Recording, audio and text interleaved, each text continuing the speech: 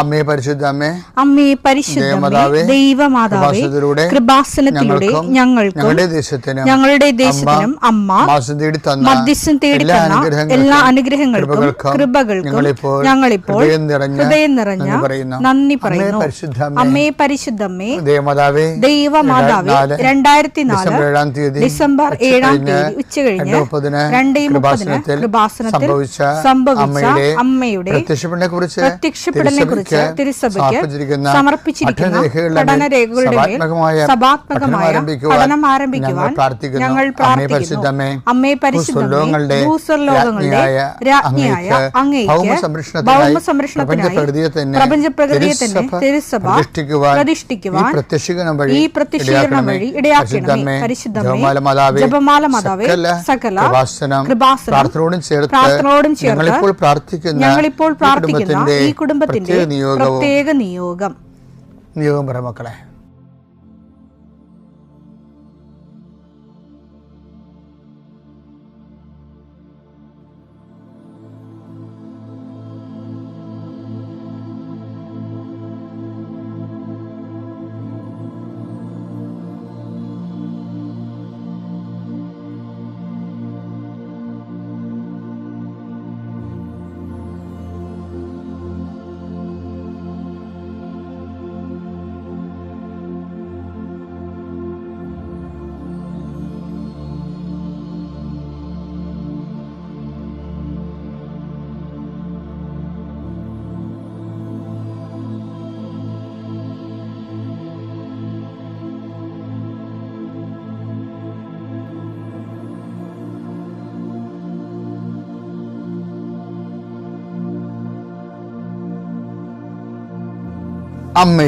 അമ്മയുടെ പ്രത്യക്ഷീകരണത്തിന്റെ ഈ അനുഗ്രഹവേളയിൽ ഞങ്ങൾക്ക് സാധിച്ചു തരുവാൻ കനിയണമേ. ആമേൻ. വിശ്വാസ പ്രമാണം. സർവശക്തനായ പിതാവും ആകാശത്തിന്റെയും ഭൂമിയുടെയും സൃഷ്ടാവുമായ ദൈവത്തിൽ ഞാൻ വിശ്വസിക്കുന്നു. അവിടുത്തെ ഏകപുത്രനും ഞങ്ങളുടെ കർത്താവുമായ ഈശോമിശിഹായിലും ഞാൻ വിശ്വസിക്കുന്നു. ഈ പുത്രൻ പരിശുദ്ധാത്മാവിനാൽ ഗർഭസ്ഥനായി കന്യകാമറിയത്തിൽ നിന്ന് പിറന്ന് പൊന്തിയോസ് പീലാത്തോസിന്റെ കാലത്ത് പീഡകൾ സഹിച്ച് കുരിശിൽ തറയ്ക്കപ്പെട്ട് മരിച്ച് അടക്കപ്പെട്ട് പാതാളങ്ങളിൽ ഇറങ്ങി മരിച്ചവരുടെ ഇടയിൽ നിന്ന് 3-ാം നാൾ ഉയർത്ത് സ്വർഗത്തിലേക്ക് എഴുന്നള്ളി സർവശക്തിയുള്ള പിതാവായ ദൈവത്തിന്റെ വലതുഭാഗത്തിരിക്കുന്നു. അവിടെ നിന്ന് ജീവിക്കുന്നവരെയും മരിച്ചവരെയും വിധിക്കുവാൻ വരുമെന്നും ഞാൻ വിശ്വസിക്കുന്നു. പരിശുദ്ധാത്മാവിലും ഞാൻ വിശ്വസിക്കുന്നു. വിശുദ്ധ കത്തോലിക്കാ സഭയിലും പുണ്യവാന്മാരുടെ ഐക്യത്തിലും പാപങ്ങളുടെ മോചനത്തിലും ശരീരത്തിന്റെ ഉയർപ്പിലും നിത്യമായ ജീവിതത്തിലും ഞാൻ വിശ്വസിക്കുന്നു. ആമേൻ. സ്വർഗ്ഗസ്ഥനായ ഞങ്ങളുടെ പിതാവേ, അങ്ങയുടെ നാമം പൂജിതമാകണമേ. അങ്ങയുടെ രാജ്യം വരണമേ. അങ്ങയുടെ തിരുമനസ് സ്വർഗത്തിലെ പോലെ ഭൂമിയിലും ആകണമേ. അന്നു വേണ്ടുന്ന ആഹാരം ഇന്ന് ഞങ്ങൾക്ക് തരണമേ. ഞങ്ങളോട് തെറ്റ് ചെയ്യുന്നവരോട് ഞങ്ങൾ ക്ഷമിക്കുന്നത് പോലെ ഞങ്ങളുടെ തെറ്റുകൾ ഞങ്ങളോടും ക്ഷമിക്കണമേ. ഞങ്ങളെ പ്രലോഭനത്തിൽ ഉൾപ്പെടുത്തരുതേ, തിന്മയിൽ ഞങ്ങൾ രക്ഷിക്കണമേ. ആമേൻ. നന്മ നിറഞ്ഞ മറിയമേ, സ്വസ്തി. കർത്താവ് അങ്ങയുടെ കൂടെ സ്ത്രീകളിൽ അങ്ങ് അനുഗ്രഹിക്കപ്പെട്ടവളാകുന്നു. അങ്ങയുടെ ഉദരത്തിൻ ഫലമായി ഈശോ അനുഗ്രഹിക്കപ്പെട്ടവനാകുന്നു. പരിശുദ്ധ മറിയമേ, തമ്പുരാന്റെ അമ്മേ, പാപികളായ ഞങ്ങൾക്ക് വേണ്ടി ഇപ്പോഴും ഞങ്ങളുടെ മരണസമയത്തും തമ്പുരാനോട് അപേക്ഷിക്കണമേ. ആമേൻ. കർത്താവേ, ഞങ്ങളുടെ മക്കൾക്ക് വേണ്ടി ഞാൻ പ്രാർത്ഥിക്കണേ. നിങ്ങൾ ഇന്ന് കടന്നു പോകുന്ന സങ്കടങ്ങളിൽ നിന്നും രോഗ അരിഷ്ടതകളിൽ നിന്നും കർത്താവ് നിങ്ങളെ സംരക്ഷിക്കാൻ അമ്മ മധ്യസ്ഥം വഹിക്കുകയാണ്. കർത്താവെ, എൻ്റെ വിശുദ്ധ പൗരോഹിത്യത്തെ നീ മഹത്വപ്പെടുത്തിയതിൻ്റെ അടയാളമാണ് 2004 അമ്മയുടെ പ്രത്യക്ഷപ്പെടൽ. അത് ഏറ്റെടുത്തപ്പോൾ ദൈവം മഹത്വപ്പെട്ടതിൻ്റെ തുടർ ദൈവാനുഭവങ്ങളാണ് ഉടമ്പടിയിലൂടെ ലഭിക്കുന്ന സഹസ്രക്കണക്കിന് സാക്ഷ്യങ്ങൾ. എൻ്റെ ഈ പ്രാർത്ഥന കൂടുന്ന എല്ലാ മക്കൾക്കും അവരുടെ ജീവിത ഭൗതികവും അവരുടെ മാനസികവും ശാരീരികവും കുടുംബപരവും ആയിട്ടുള്ള എല്ലാ മേഖലകളിലും അവൻ്റെ പ്രത്യേക അനുഗ്രഹം ഈ നിമിഷം ആവശ്യിക്കാനും നിങ്ങൾ ഇപ്പോൾ വഴിമുട്ടി നിൽക്കുന്ന എല്ലാ വിഷയത്തിൻ്റെ മേലും ദൈവിക ഇടപെടലുണ്ടാകാനും ഇന്ന് നിങ്ങൾ കണ്ടുമുട്ടുന്ന വ്യക്തികൾക്ക് നിങ്ങൾ മാതാവിൻ്റെ മധ്യസ്ഥത്തിലെ അവർക്ക് സമാധാനം ആശംസിക്കുക. നിങ്ങൾ മാതാവിൻ്റെ പ്രത്യക്ഷീകരണത്തിൻ്റെയും പ്രത്യക്ഷീകരണ സന്ദേശത്തിൻ്റെയും പ്രേക്ഷിതരാകാൻ വേണ്ടി നിങ്ങൾ പരിശുദ്ധ അമ്മയുടെ മധ്യസ്ഥത്തിൽ പുനഃസമർപ്പണം ചെയ്യുക. ആ പുനഃസമർപ്പണത്തിൻ്റെ ഭാഗമായിട്ട് തീർച്ചയായിട്ടും ഇങ്ങനെ ഒരു ഏതെങ്കിലും പ്രത്യേക സമ്മർദ്ദത്തിൽ ഉടമ്പടിയിൽ നിന്ന് അകന്നു പോയിട്ടുണ്ടെങ്കിൽ അത് തിരിച്ചു വരാനും, ഉടമ്പടി ആണ് ജീവിതമെന്ന് പറയുന്നവരുണ്ട്. എനിക്കിനി ജീവിതം ഉടമ്പടിയാണ് എന്ന് പറയുന്നത്, അതൊക്കെ കേൾക്കുമ്പോൾ നമ്മൾ ഓർക്കും, നമ്മൾ ചിന്തിച്ചതിനേക്കാളും അമ്മ ഉടമ്പടി തന്നപ്പോൾ ഞാൻ ആലോചിച്ചതിനേക്കാളും എന്തുമാത്രം വലിയ ആഴത്തിലാണ് മനുഷ്യർ അനുഭവിച്ചതെന്ന് ഓർക്കും. കർത്താവേ, അതുപോലെ അനുഭവത്തിൻ്റെ ഒരു പങ്ക് എല്ലാവർക്കും നൽകണമെന്ന് പ്രാർത്ഥിക്കുന്നു. നിങ്ങളുടെ കുഞ്ഞുങ്ങളെ സംബന്ധിച്ച് പ്രാർത്ഥിക്കുന്നു. നിങ്ങളിന്ന് നിങ്ങളുടെ കൂടപ്രഭുക്കളെ സംബന്ധിച്ച് പ്രാർത്ഥിക്കുന്നു. നിങ്ങൾ ആർക്ക് വേണ്ടി പ്രാർത്ഥിക്കുന്നു അവർ ഞാൻ ഈ നിമിഷം പ്രാർത്ഥനയിൽ ഓർക്കുന്നു. നിങ്ങൾ ഈ ആഴ്ച ചെയ്തു തീർക്കേണ്ട കാര്യങ്ങൾ, ഈ മാസം ചെയ്തു തീർക്കേണ്ട കാര്യങ്ങൾ, നിങ്ങൾക്ക് പറ്റത്തില്ലെന്ന് നിങ്ങൾക്ക് തോന്നിപ്പോയിട്ട് ഇതെങ്ങനെ ചെയ്ത് ഒപ്പിക്കും അവസാനിപ്പിക്കുമെന്ന് വിഷമിക്കുന്ന വിഷയത്തിൻ്റെ മേൽ ഇന്ന് പരിശുദ്ധമ്മ നിങ്ങൾ അനുഗ്രഹിക്കട്ടെ. എൻ്റെ കർത്താവിൻ്റെ ഉന്നതമായ നാമത്തിൽ മാരക രോഗങ്ങളിലും തീരെ ശാരീരികമായ വേദനകളിലും ഉറക്കമില്ലാത്തവർ, പ്രഷർ രോഗികൾ, ഷുഗർ രോഗികൾ, ശരീരം മുഴുവൻ ഊത്തറുള്ളവർ, ത്വക്ക് രോഗികൾ, കർത്താവേ നിൻ്റെ വിശുദ്ധമായ രക്തത്താൽ അവരെ കുളിപ്പിക്കണമെന്ന് പ്രാർത്ഥിക്കുന്നു. നിൻ്റെ വിശുദ്ധമായ രക്തത്താൽ ഈ പ്രാർത്ഥനയിൽ പങ്കെടുക്കുന്നവർ, മറ്റുള്ളവരെ ഈ പ്രാർത്ഥന കേൾക്കുമ്പോൾ അവർ നിങ്ങൾ ആരെക്കുറിച്ചെങ്ങാണ് ഓർക്കുന്നത് അവരുടെ മേലെല്ലാം കർത്താവിൻ്റെ ആശ്വാസത്തിൻ്റെയും സൗഖ്യത്തിൻ്റെയും ശക്തിയുടെയും കൃപയുണ്ടാകട്ടെ പ്രാർത്ഥിക്കുന്നു. ഇന്നത്തെ ദിവസത്തിൻ്റെ മുഴുവൻ ചൈതന്യം ഈ മാസം മുഴുവനും നിറഞ്ഞു നിൽക്കാൻ എൻ്റെ കർത്താവിൻ്റെ ഉന്നതമായ നാമത്തിൽ, സഭയുടെ അധികാരത്തിൽ, കുരിശടയാളത്തിൽ, ദൈവശക്തിയാൽ നിൻ്റെ എല്ലാ നിയോഗങ്ങളും കർത്താവിട്ടെടുക്കുകയും നിവർത്തിക്കുകയും മാതാവിൻ്റെ പ്രത്യക്ഷീകരണത്തിൻ്റെ വലിയ വിലപിടിപ്പുള്ള സാക്ഷിയായി ദൈവം നിന്നെ മാറ്റുകയും ചെയ്യട്ടെ.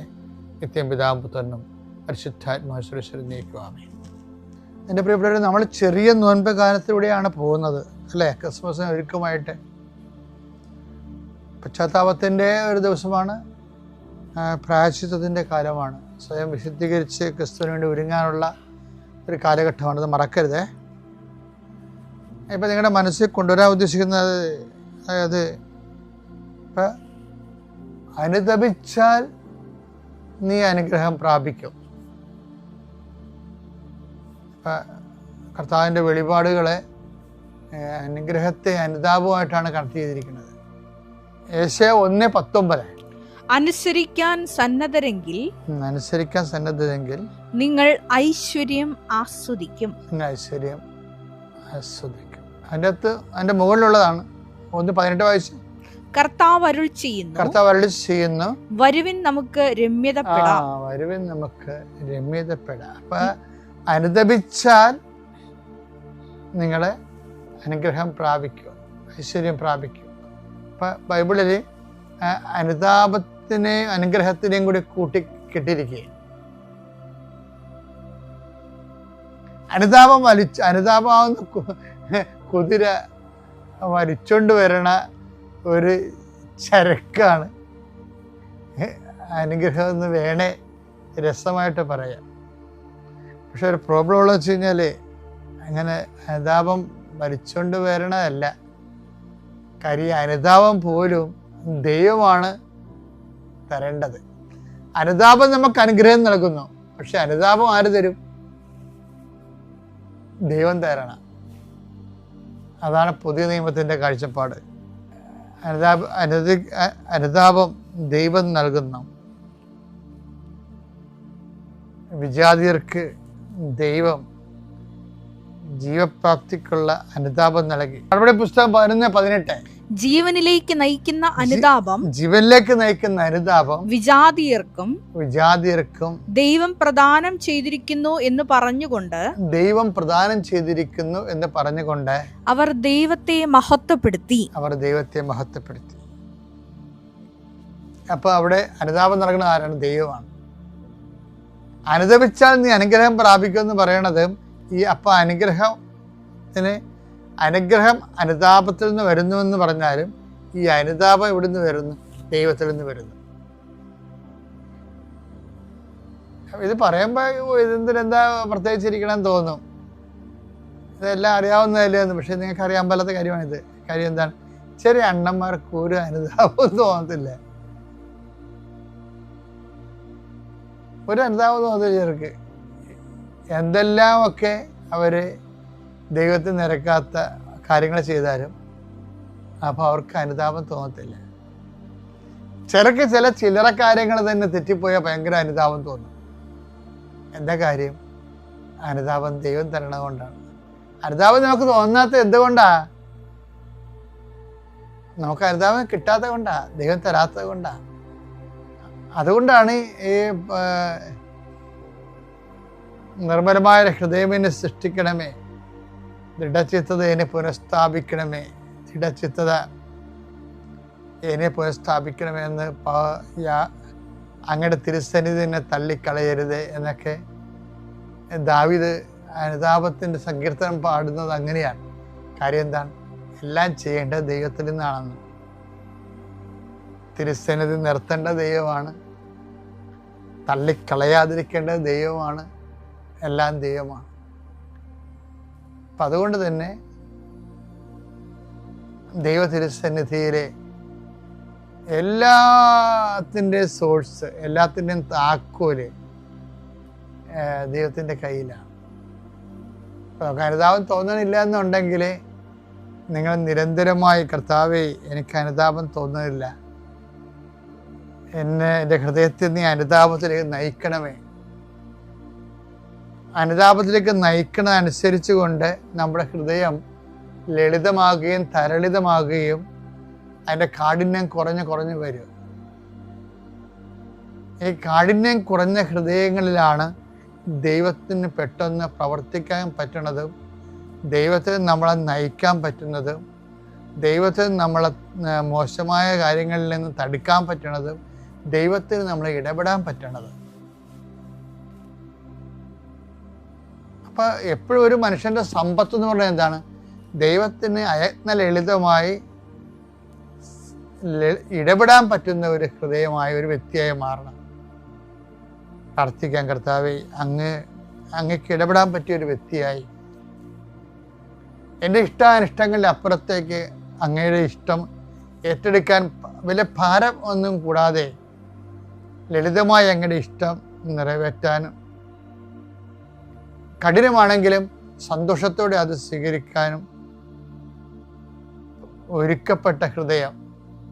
നമുക്ക് കഴിഞ്ഞ ദിവസം കണ്ടിട്ടില്ലേ? ദൈവത്തോട് ചോദിക്കുന്നത് എന്താണ്? ഒരുക്കമുള്ളൊരു ഹൃദയം എനിക്ക് തരണമേ. സങ്കീർത്തനം 119:32.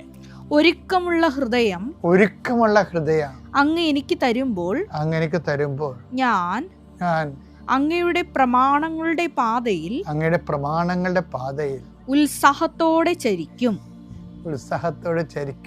ഇത് നിസ്സാരമല്ല കേട്ടോ, ഞാൻ പറഞ്ഞത് തന്നെ ഈ പറഞ്ഞിരിക്കണത്. അതായത് പ്രമാണങ്ങളുടെ പാതയിൽ ചരിക്കുമെന്നല്ല പറയണത്. അങ്ങയുടെ വചനത്തിൻ്റെ പാതയിൽ ഞാൻ ഉത്സാഹത്തോട് ചരിക്കും. എപ്പോഴാണ്? അങ്ങയെ ഉൾക്കൊള്ളാനും, അങ്ങയുടെ വചനം സ്വീകരിക്കാനും, വചനം അനുസരിക്കാനും, അങ്ങനെ വചനത്തിൻ്റെ വഴികളിലൂടെ ജീവിതം നയിക്കപ്പെടാനും എനിക്ക് ഒരുക്കമുള്ള ഒരു ഹൃദയം നൽകുന്നതാണ് ഉത്സാഹത്തോടെ ചരിക്കാൻ സഹായിക്കുന്നത്. അപ്പം ഒരുക്കമുള്ള ഹൃദയം ആര് തരണം? ദൈവം തരണം. അപ്പം ദൈവാനുഗ്രഹം കുറയുന്നുണ്ടോ? പ്രാർത്ഥന കുറയുന്നുണ്ടോ? പശ്ചാത്താപം കുറയുന്നുണ്ടോ? അനുതാപം കുറയുന്നുണ്ടോ? എങ്കിൽ ഒരുക്കമുള്ള ഹൃദയത്തിന് വേണ്ടി ഈ നോൻപ് കാലത്ത് നമുക്ക് പ്രാർത്ഥിക്കാം. യേശുവേ മാത്രം, യേശുവേ നന്ദി. ദൈവനാമത്തിന് മഹത്വം ഉണ്ടാകട്ടെ. എൻ്റെ പേര് മരിയ തോമസ്. ഞാൻ അമ്പലപ്പുഴ കരുമാടിയിൽ നിന്ന് വരുന്നു. ഞാനൊരു നേഴ്സാണ്. ഞാൻ 2022 ഡിസംബർ 1-ാം തീയതിയാണ് ഉടമ്പടി എടുത്തത്. അതിനു മുന്നേ തന്നെ എനിക്ക് മാതാവിൻ്റെ അനുഗ്രഹം കിട്ടിയിട്ടുണ്ട്. കാരണം എൻ്റെ അമ്മ ഉടമ്പടി എടുത്തിട്ടുണ്ടായിരുന്നു. ഞാൻ +2 പഠനകാലം കഴിഞ്ഞ് 2017 +2 പഠനം കഴിഞ്ഞത്. അത് കഴിഞ്ഞ് ഞാൻ എല്ലാവരെയും പോലെ തന്നെ നഴ്സിങ്ങിന് പഠിക്കാനായിട്ട് പോയി. അപ്പം അതിന് അഡ്മിഷന് വേണ്ടിയിട്ട് വെയിറ്റ് ചെയ്തു. അഡ്മിഷന് വേണ്ടി വെയിറ്റ് ചെയ്ത് ഇങ്ങനെ 4 അലോട്ട്മെൻറ്റാണ് അതിനുള്ളത്. 4 അലോട്ട്മെൻറ്റും കഴിഞ്ഞു. എനിക്ക് അതിലൊന്നും കിട്ടിയില്ല. പക്ഷേ എനിക്ക് നല്ല മാർക്കൊക്കെ ഉണ്ടായിരുന്നു. എന്തോ എനിക്ക് അതിനുള്ള അലോട്ട്മെൻറ്റിൽ എൻ്റെ പേര് വന്നില്ല. 4ാമത്തെ അലോട്ട്മെൻറ്റ് കഴിഞ്ഞിരിക്കുമ്പോഴാണ് ഞാൻ എൻ്റെ കയ്യിലൊരു പത്രം ഞാൻ പഠിക്കുന്ന സമയത്ത് ഒരു അപ്പച്ചനും അമ്മച്ചിയും ബസ്സിൽ വെച്ച് തന്നിരുന്നു. അന്നേരം ഒന്നതെടുത്ത് നോക്കിയില്ല. പക്ഷേ മാതാവിൻ്റെ ഫോട്ടോ കണ്ടിട്ട് പരിചയമില്ല ഈ മാതാവിനെ. പ്രത്യേകതരം ഒരു ഭംഗിയായിരുന്നു മാതാവിനെ കാണാൻ. സൈഡിലൊരു പ്രാർത്ഥന എഴുതിയിട്ടുണ്ടായിരുന്നു. അന്നേരം അത് കണ്ട് മടക്കിയെടുത്ത് ബുക്കിൻ്റെ ഇടയ്ക്ക് വെച്ചു. പിന്നെ ഞാനത് തുറക്കുന്നത് എനിക്ക് അലോട്ട്മെൻ്റ് ഒന്നും കിട്ടാത്ത സമയത്ത് ചുമ്മാ ബുക്കൊക്കെ എടുത്ത് നോക്കുന്ന വഴിക്ക് കിട്ടിയതായി പത്രം. അന്നേരം ഞാൻ ആരോ എന്നോട് പറയുന്ന പോലെ ഞാൻ ആ പ്രാർത്ഥന എന്നും ചൊല്ലുമായിരുന്നു. വീട്ടിലാരോടും പറയാറൊന്നുമില്ല. പക്ഷേ ഇനിയിപ്പോൾ എനിക്ക് അലോട്ട്മെൻറ്റിലൊന്നും കിട്ടിയില്ലെങ്കിൽ ഇനി വല്ല ഹ്യൂമാനിറ്റീസ് എടുത്ത് പഠിക്കണം എന്നൊരു ചിന്തയിലായിരുന്നു ഞാൻ. പക്ഷേ ഞാൻ നഴ്സിങ്ങിനായിരുന്നു പഠിക്കാനായിട്ട് ആഗ്രഹിച്ചിരുന്നത്. അങ്ങനെ 4 അലോട്ട്മെൻറ്റും കഴിഞ്ഞു. ഇനിയിപ്പം വേറെ വഴിയില്ല എന്ന് പറഞ്ഞിരിക്കുമ്പോഴാണ് ഇടയ്ക്കൊരു ചുമ്മാ ഒന്ന് നോക്കിയത്, സൈറ്റിൽ കയറി നോക്കിയപ്പം അതിലൊരു നോട്ടിഫിക്കേഷൻ കിടക്കുന്നത് കണ്ടു. 5ാമത് അലോട്ട്മെൻറ്റ് അവരിടുന്നുണ്ടെന്ന്. അപ്പം ഞാൻ അതിൻ്റെ അടിയിലായിട്ട്, നമ്മുടെ പത്രത്തിൻ്റെ അടിയിലായിട്ട്, അന്നത്തെ പത്രത്തിന് 2022 ആ സമയത്ത് 17 ആ ടൈമിൽ താഴെ ലൈറ്റ് എ ക്യാൻഡിൽ റിക്വസ്റ്റ് പ്രയറിൻ്റെ ഒരു എങ്ങനെ യൂസ് ചെയ്യണം, എങ്ങനെ അത് സൈറ്റിൽ കയറാൻ പറ്റുന്നൊരു ലിങ്ക് ഉണ്ടായിരുന്നു. അത് ഞാൻ നോക്കിയിട്ട് ചേട്ടൻ്റെ ലാപ്പയിലായിരുന്നു ഞാനത് ചെയ്ത് നോക്കിയത്. അപ്പോൾ മാതാവിനോട് ഞാൻ ആ പ്രത്യക്ഷീകരണ പ്രാർത്ഥന ചൊല്ലി. അന്നേരം ഈ പള്ളിയെക്കുറിച്ചോ മാതാവിനെക്കുറിച്ചോ ഒന്നും എനിക്കറിയില്ല. ഞാൻ അന്നേരം എനിക്ക് കിട്ടിയ ഈ പ്രാർത്ഥന ഞാൻ വിശ്വാസത്തോടെ ചൊല്ലി ഞാൻ ഈ ലൈറ്റ് എ ക്യാൻഡിൽ റിക്വസ്റ്റ് പ്രയറിലിട്ടു. പക്ഷേ അതിൻ്റെ ഫീഡ്ബാക്കോ കാര്യങ്ങളോ ഒന്നും അറിയില്ല. അത് സെൻഡ് ചെയ്തിട്ട് ഞാൻ പറഞ്ഞു എനിക്ക് ആഗ്രഹിക്കുന്ന കോളേജിൽ അഡ്മിഷൻ തരണേന്ന്. എന്നിട്ട് ഞാൻ അമ്മയോട് പറഞ്ഞു, അമ്മേ ഇത് കിട്ടിയില്ലെങ്കിൽ എനിക്കറിയില്ല, നിങ്ങൾ എന്നെ ഒന്നും പറയരുതെന്ന്. അമ്മ പറഞ്ഞു നീ ധൈര്യമായിട്ട് അത് കൊടുക്കെന്ന് പറഞ്ഞു. അങ്ങനെ ഞാനത് എൻ്റെ രജിസ്റ്റർ നമ്പർ അടിച്ചു നോക്കിയപ്പം ഞാൻ ആഗ്രഹിച്ച കോളേജിൽ എനിക്ക് ഫസ്റ്റ് അഡ്മിഷൻ കിട്ടി. അങ്ങനെയാണ് ഒന്നാമത്തെ സാക്ഷ്യം. പിന്നീട് എനിക്ക് നഴ്സിങ്ങിന് പഠിക്കുമ്പം എല്ലാവർക്കും അറിയാം നഴ്സിംഗ് ഭയങ്കര പാടാണ് പഠിക്കാനായിട്ട്. അപ്പോൾ നഴ്സിംഗ് 4 വർഷം പഠിക്കുക എന്ന് പറയുന്നത് ഭയങ്കര നമ്മുടെ എനർജി മൊത്തം എടുത്ത് വേണം അതിന് വേണ്ടി എഫേർട്ട് ഇടാനായിട്ട്. അപ്പോൾ ആദ്യത്തെ യൂണിവേഴ്സിറ്റി എക്സാമിന് തന്നെ എനിക്ക് ഏറ്റവും ഇഷ്ടമുള്ള വിഷയത്തിന് തന്നെ എനിക്ക് 5 ക്വസ്റ്റ്യൻ അറ്റൻഡ് ചെയ്യാൻ പറ്റാതെ വന്ന്. അപ്പോൾ ഞാൻ വീട്ടിലൊന്നും പറഞ്ഞില്ല, ആരോടും പറഞ്ഞില്ല. ഞാൻ തന്നെ അത് മാതാവിനെ പോലെ ഉള്ളിൽ അത് സംഗ്രഹിച്ച് ഞാനത് ഈശോയുടെ 5 തിരുമുറിവിനെ സമർപ്പിച്ച് പ്രാർത്ഥിച്ച് 5 ക്വസ്റ്റ്യൻ അറ്റൻഡ് ചെയ്യാതിരുന്ന ഞാൻ മാതാവിൻ്റെ അടുത്ത് വന്ന് സാക്ഷ്യം പറയാമെന്ന് ഞാൻ അന്ന് പറഞ്ഞ് അത് കഴിഞ്ഞ് പിന്നെ എൻ്റെ റിസൾട്ട് വന്നപ്പോൾ ഞാൻ 5 ക്വസ്റ്റ്യൻ എഴുതാതിരുന്ന ഒരാൾ എങ്ങനെ പാസ്സാവാനാ? പക്ഷേ ഞാൻ അന്നേരം ഉടമ്പടി എടുത്തിട്ടുണ്ടായിരുന്നു. അങ്ങനെ 2022 ആ ടൈമിലും എനിക്ക് ദൈവം അനുഗ്രഹിച്ച് ആ വിഷയത്തിന് പാസ്സാകാനുള്ള മാർഗ്ഗം നൽകി എന്നെ അനുഗ്രഹിച്ചു. അങ്ങനെ 4 വർഷവും ഞാൻ യാതൊരു തടസ്സവും കൂടാതെ അമ്മ മാതാവിൻ്റെ ഈശോയുടെ അനുഗ്രഹത്താൽ 4 വർഷം നഴ്സിംഗ് പാസ്സായി. അത് കഴിഞ്ഞ് ഞാൻ OET പഠിക്കാനായിട്ട് നോക്കി. OET പഠിച്ച് ഫസ്റ്റ് അറ്റംപ്റ്റ് എഴുതി കിട്ടിയില്ല, സെക്കൻഡ് അറ്റംപ്റ്റ് എഴുതി കിട്ടിയില്ല, തേർഡ് അറ്റംപ്റ്റ് എഴുതാനായിട്ട് എനിക്ക് എവിടുന്നും സപ്പോർട്ടില്ല. എനിക്ക് എല്ലാവരും ചോദ്യത്തിനാണ് മറുപടി പറയാൻ നമുക്ക് പറ്റാത്തത്. കാരണം നമ്മൾ ഈ ഫെയിലാകുക എന്ന് പറയുന്നത് അത്ര നമുക്ക് ഉൾക്കൊള്ളാൻ പറ്റുന്നില്ല. അതിനപ്പുറം മറ്റുള്ളവർ ചോദിക്കുമ്പോൾ നമുക്ക് അതിലും ബുദ്ധിമുട്ടാണ്. അപ്പം ഞാൻ 3ാമത് ഉടമ്പടി ഓരോ പ്രാവശ്യം പുതുക്കുമ്പോഴും ഞാൻ ഈ കാര്യം മാത്രം വെച്ചുകൊണ്ടിരുന്നത് എനിക്ക് OET പാസ്സാവണം, എനിക്ക് പുറത്ത് പോകണം. അങ്ങനെ ഞാൻ ജോലിക്ക് കയറി, പിന്നെ ഇറങ്ങി. അങ്ങനെയായിരുന്നു ഞാൻ ഈ പരീക്ഷ എഴുതിക്കൊണ്ടിരുന്നത്. 3ാമത് ഞാൻ എൻ്റെ അവസാനത്തെ അറ്റംപ്റ്റാണെന്ന് പറഞ്ഞ് ഞാൻ എഴുതി. ആ എക്സാം എഴുതി. അത് കഴിഞ്ഞിട്ട് ആദ്യത്തെ ലിസണിങ്ങിന് എനിക്ക് 2 വട്ടം കേൾക്കാൻ പറ്റി ലിസണിങ് അറ്റംപ്റ്റ്. പിന്നെ റീഡിങ്ങിൻ്റെ പാർട്ട് വന്നപ്പം എനിക്ക് 5 മിനിറ്റേ ഉണ്ടായിരുന്നുള്ളൂ. എനിക്ക് C പാർട്ട് കംപ്ലീറ്റ് ആക്കാൻ പറ്റിയില്ല. എന്തോ ഞാൻ ടൈം മാനേജ്മെൻറ്റ് എനിക്ക് പറ്റണേന്നാണ് ഞാൻ മാതാവിനോട് പറഞ്ഞത്. പക്ഷേ എല്ലാം ഞാൻ മാതാവിന് വിട്ടുകൊടുത്തു. ഒക്ടോബർ 28, 2023 ഞാൻ പരീക്ഷ എഴുതിയത്. അന്ന് ഇവിടെ അഖണ്ഡ ജപമാല റാലി നടക്കുക. അപ്പോൾ എൻ്റെ അമ്മ ജപമാല റാലിക്ക് പോയിട്ടുണ്ട്. ഈ റീഡിങ്ങിന് 5 മിനിറ്റ് ഉള്ളപ്പോൾ ഞാൻ എന്തെഴുതാനാ? എൻ്റെ ക്വസ്റ്റ്യൻസ് അത്രയും കിടക്കും എനിക്ക് എഴുതാനായിട്ട്. ഞാൻ പിന്നെ അത് മാതാവിനെ വിചാരിച്ച് ഞാനത് മൊത്തം കറുപ്പിച്ച്, എനിക്ക് വായിച്ച് നോക്കാൻ പോലും പറ്റിയില്ല. ഞാനത് മൊത്തം എന്നാലാവുന്ന വിധം ഞാൻ മൊത്തം കറുപ്പിച്ച്. എന്നോട് ആരോ പറഞ്ഞു നീ അത് ഫുള്ള് ഫില്ല് ചെയ്യേ, നിനക്ക് കംപ്ലീറ്റ് ആക്കാൻ പറ്റിയില്ലെങ്കിൽ നീ അത് ഫില്ല് ചെയ്യേ, എന്നിട്ട് നിനക്ക് വായിക്കാൻ പറ്റുന്നത്രയും വായിക്കേ. അങ്ങനെ ഞാൻ 2 എണ്ണം കംപ്ലീറ്റ് ആക്കിയിട്ട് ചുമ്മാ വായിച്ച് നോക്കിയിട്ട് അത് തിരുത്തി എഴുതി. അത് കഴിഞ്ഞിട്ട് അന്നേരം തന്നെ അവർ പറഞ്ഞു പേന താഴെ വെക്കാൻ പറഞ്ഞു, പെൻസിൽ താഴെ വെക്കാൻ പറഞ്ഞു. അങ്ങനെ എൻ്റെ കയ്യിൽ നിന്ന് അവർ മേടിച്ചുകൊണ്ട് പോകുന്നതിന് മുന്നേ ഞാൻ എൻ്റെ 4 മൊഡ്യൂളും മാതാവിൻ്റെ കാശുരൂപം വെച്ചിട്ടാണ് ഞാൻ 4 മൊഡ്യൂളും ഞാൻ അവർക്ക് സമർപ്പിച്ചത്. അത് കൂടാതെ ഞാൻ ഈ എക്സാം ഹാളിൽ കയറുന്നതിന് മുന്നേ മാതാവിൻ്റെ ഉപ്പ് വെതറിയിട്ടുണ്ടായിരുന്നു. ഞാൻ ഇരിക്കുന്ന സ്ഥലത്ത് കാശുരൂപം എൻ്റെ കയ്യിലുണ്ടായിരുന്നു. ഞാൻ തേൻ കുടിക്കുന്നുണ്ടായിരുന്നു ഇടയ്ക്ക്. എൻ്റെ വിശ്വാസ പ്രമാണം ചൊല്ലിയിട്ട് ഞാനിത് കുടിക്കുമ്പോൾ എനിക്കെന്തോ ശക്തി കിട്ടുന്ന പോലെയാണ് മാതാവിൻ്റെ അടുത്തു നിന്ന്. അങ്ങനെ 4 മൊഡ്യൂളും എഴുതി 4 മൊഡ്യൂളും കഴിഞ്ഞ് പുറത്തോട്ട് ഇറങ്ങിയപ്പോൾ ഞാൻ എൻ്റെ അപ്പനോട് പറഞ്ഞു, കുഴപ്പമില്ലായിരുന്നു, ലിസണിങ് 2 വട്ടം എനിക്ക് കേൾക്കാൻ പറ്റിയെന്ന് പറഞ്ഞു. പക്ഷേ എൻ്റെ റീഡിങ് ഞാൻ കംപ്ലീറ്റ് ആയിട്ട് വായിച്ചിട്ടില്ല. എനിക്കറിയത്തില്ല, എനിക്കറിയാം ഞാൻ ഉള്ളിൽ ഫെയിലായിട്ടുണ്ടെന്ന് എനിക്കറിയാം. പക്ഷേ എനിക്ക് വായിക്കാൻ പറ്റാത്ത എന്നെ മാതാവ് എങ്ങനെയെങ്കിലും സഹായിച്ച് തന്നിരിക്കും, എനിക്ക് പോകാനുള്ള വഴി തന്നിരിക്കും. കാരണം ഇനി എഴുതാനുള്ള പൈസ എൻ്റെ കയ്യിലില്ല. അങ്ങനെ ഞാൻ വീട്ടിലും പറഞ്ഞിട്ടില്ല, ഞാൻ 5 അല്ല, ഞാൻ ആ റീഡിങ്ങിൻ്റെ പാർട്ട് കംപ്ലീറ്റ് ആക്കിയിട്ടില്ലെന്ന്. കറുപ്പിച്ചിട്ടുണ്ടെന്നൊരു ഒറ്റ ബോധത്തോടെയാണ് ഞാൻ അവിടെ നിന്ന് ഇറങ്ങിയത്. ഒരു പ്രതീക്ഷയില്ലാണ്ട് ജോലിക്ക് കയറി അന്നേരമാണ് എന്നോട് പറയുന്നത്, റിസൾട്ട് വന്നപ്പം എനിക്ക് അയർലൻഡ് സ്കോർ കിട്ടി. ഞാൻ ഒരിക്കലും പ്രതീക്ഷിച്ചില്ല എനിക്ക് അയർലൻഡ് സ്കോർ കിട്ടുമെന്ന്. കാരണം ഞാൻ വായിച്ച് നോക്കാതെയാണ് കറുപ്പിച്ചത്. അങ്ങനെ ബാക്കി മൊഡ്യൂൾസിനെല്ലാം നല്ല മാർക്ക് കിട്ടി. ഈ റീഡിങ്ങിന് മാത്രം എനിക്ക് C+ ഉള്ളൂ, ബാക്കി എല്ലാത്തിനും B ഗ്രേഡ് കിട്ടി. മാതാവ് എന്നെ അനുഗ്രഹിച്ചു. ഞാൻ അന്നേരം തന്നെ അവിടുത്തെ ഡയറക്ടർ ചോദിച്ചു, എനിക്ക് ഇതുപോലെ പ്രോസസ്സിങ് തുടങ്ങാൻ വേണ്ടിയിട്ട് എന്നെ ഹെൽപ്പ് ചെയ്യാവുമെന്ന്. അപ്പോൾ അവർ പറഞ്ഞു, നീ 8 മാസം ഇവിടെ നിന്നാൽ മാത്രമേ നിനക്ക് ചെയ്തു തരാൻ പറ്റത്തുള്ളൂ എന്ന് പറഞ്ഞു. അപ്പോൾ എനിക്ക് പിന്നെയും വർഷങ്ങൾ പോവും. 8 മാസം കഴിഞ്ഞിട്ടേ അവർ ചെയ്തു തരത്തുള്ളൂ. ഈ 1 വർഷം 1.5 വർഷം എടുക്കും ഇതിൻ്റെ പ്രോസസ്സിങ് ആണെങ്കിൽ പോലും. ഞാൻ അവിടെ നിന്ന് ചോദിച്ചപ്പോൾ അവിടുത്തെ ഡയറക്ടർ എന്നോട് പറഞ്ഞു, ബെറ്റർ നീ ഇറങ്ങുന്നതാണ് നല്ലതെന്ന്. ഞാൻ പിന്നെ അവിടെ നിന്ന് ഇറങ്ങി ഞാൻ പഠിച്ചെടുത്ത് തന്നെ ഞാൻ അവിടെ ചോദിച്ച് കയറി. അപ്പോൾ അവരെന്നോട് ചോദിച്ചു, നിനക്ക് ഇതിന് വേണ്ടിയിട്ട് തന്നെയാണോ നീ കയറുന്നതെന്ന്. ഞാൻ അങ്ങനെ പറഞ്ഞ് കയറി ഇരുന്നപ്പോഴാണ് ഒരു 2 വർഷത്തെ വാലിഡിറ്റിയാണ് ഈ OETക്കുള്ളത്. അപ്പോൾ എൻ്റെ DLൻ്റെ എക്സ്പയറിയും കഴിയാറായി. 2ാമത് എന്നെ കൊണ്ടെടുപ്പിച്ചു. അതും കഴിഞ്ഞ് ഞാനിങ്ങനെ എല്ലാവരും ചോദിക്കുന്നതിനുള്ള മറുപടി എനിക്കില്ല. കാരണം എൻ്റെ എക്സ്പയറി തീരാറായി. ഞാൻ ഇതിൻ്റെ പുറകെ 2.5 വർഷമായിട്ട് നടക്കുമായിരുന്നു. ഞാൻ അതിനകത്ത് 3 പ്രാവശ്യം എഴുതി. അപ്പോൾ എൻ്റെ കയ്യിൽ എപ്പോഴും മാതാവിൻ്റെ രൂപം ഞാൻ എപ്പോഴും ചെറിയ ഫോട്ടോ ഞാൻ ഡ്യൂട്ടിക്ക് പോകുമ്പോഴാണേലും ഞാൻ കൊണ്ടുപോകുമായിരുന്നു. ഇപ്പം ഞാൻ ഡ്യൂട്ടിക്ക് പോകുമ്പോഴെപ്പോഴും ഞാനായിരിക്കും ആദ്യം ചാപ്പലിൽ കയറുന്നതും പ്രാർത്ഥിക്കുന്നതും അവിടെ നിൽക്കുന്നതും എല്ലാം. പ്രാർത്ഥനയ്ക്കെല്ലാം ഞാൻ പങ്കെടുക്കാറുണ്ട്. അങ്ങനെ ഞാൻ അവിടെ ചെന്ന്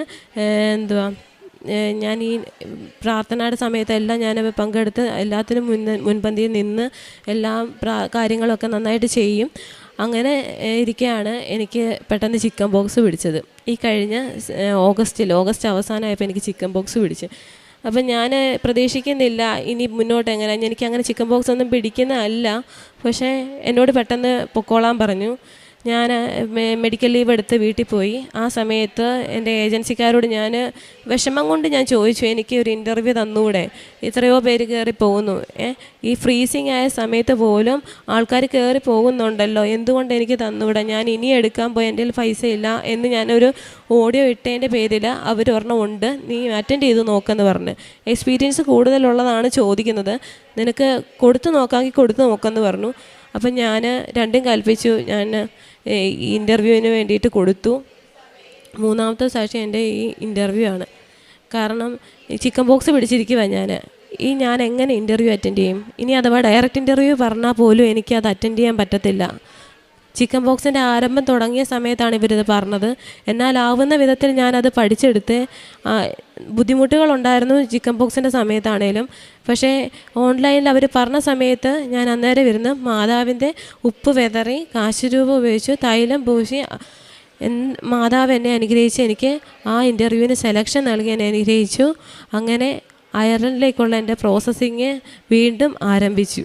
അങ്ങനെ ഇൻ്റർവ്യൂവിൻ്റെ ബാക്കി കാര്യങ്ങൾ ചെയ്തുകൊണ്ടിരിക്കുന്നതിൻ്റെ ഇടയ്ക്ക് തന്നെ എനിക്ക് സമയമില്ല. 1 മാസത്തിനുള്ളിൽ തന്നെ എൻ്റെ കാര്യങ്ങളെല്ലാം നടക്കണം, എന്നാലേ എനിക്ക് പോകാൻ പറ്റത്തുള്ളൂ. എൻ്റെ എക്സ്പയറി ഓൾറെഡി കഴിഞ്ഞു. 2 മാസം കൂടെ ഇനി മിച്ചമുള്ളൂ. ആ 2ാമത്തെ മാസത്തിൻ്റെ അവസാനമാണ് ഇപ്പോൾ. ഞാൻ അങ്ങനെ ഈ പ്രോസസ്സിങ്ങിന് വേണ്ടിയിട്ടെല്ലാം ഓടി. അതിന് എന്നെ റിസൈൻ വെക്കാൻ പറഞ്ഞു. അന്നേരം റിസൈൻ വെച്ചു. ഒത്തിരി തടസ്സങ്ങളുണ്ടായിരുന്നു.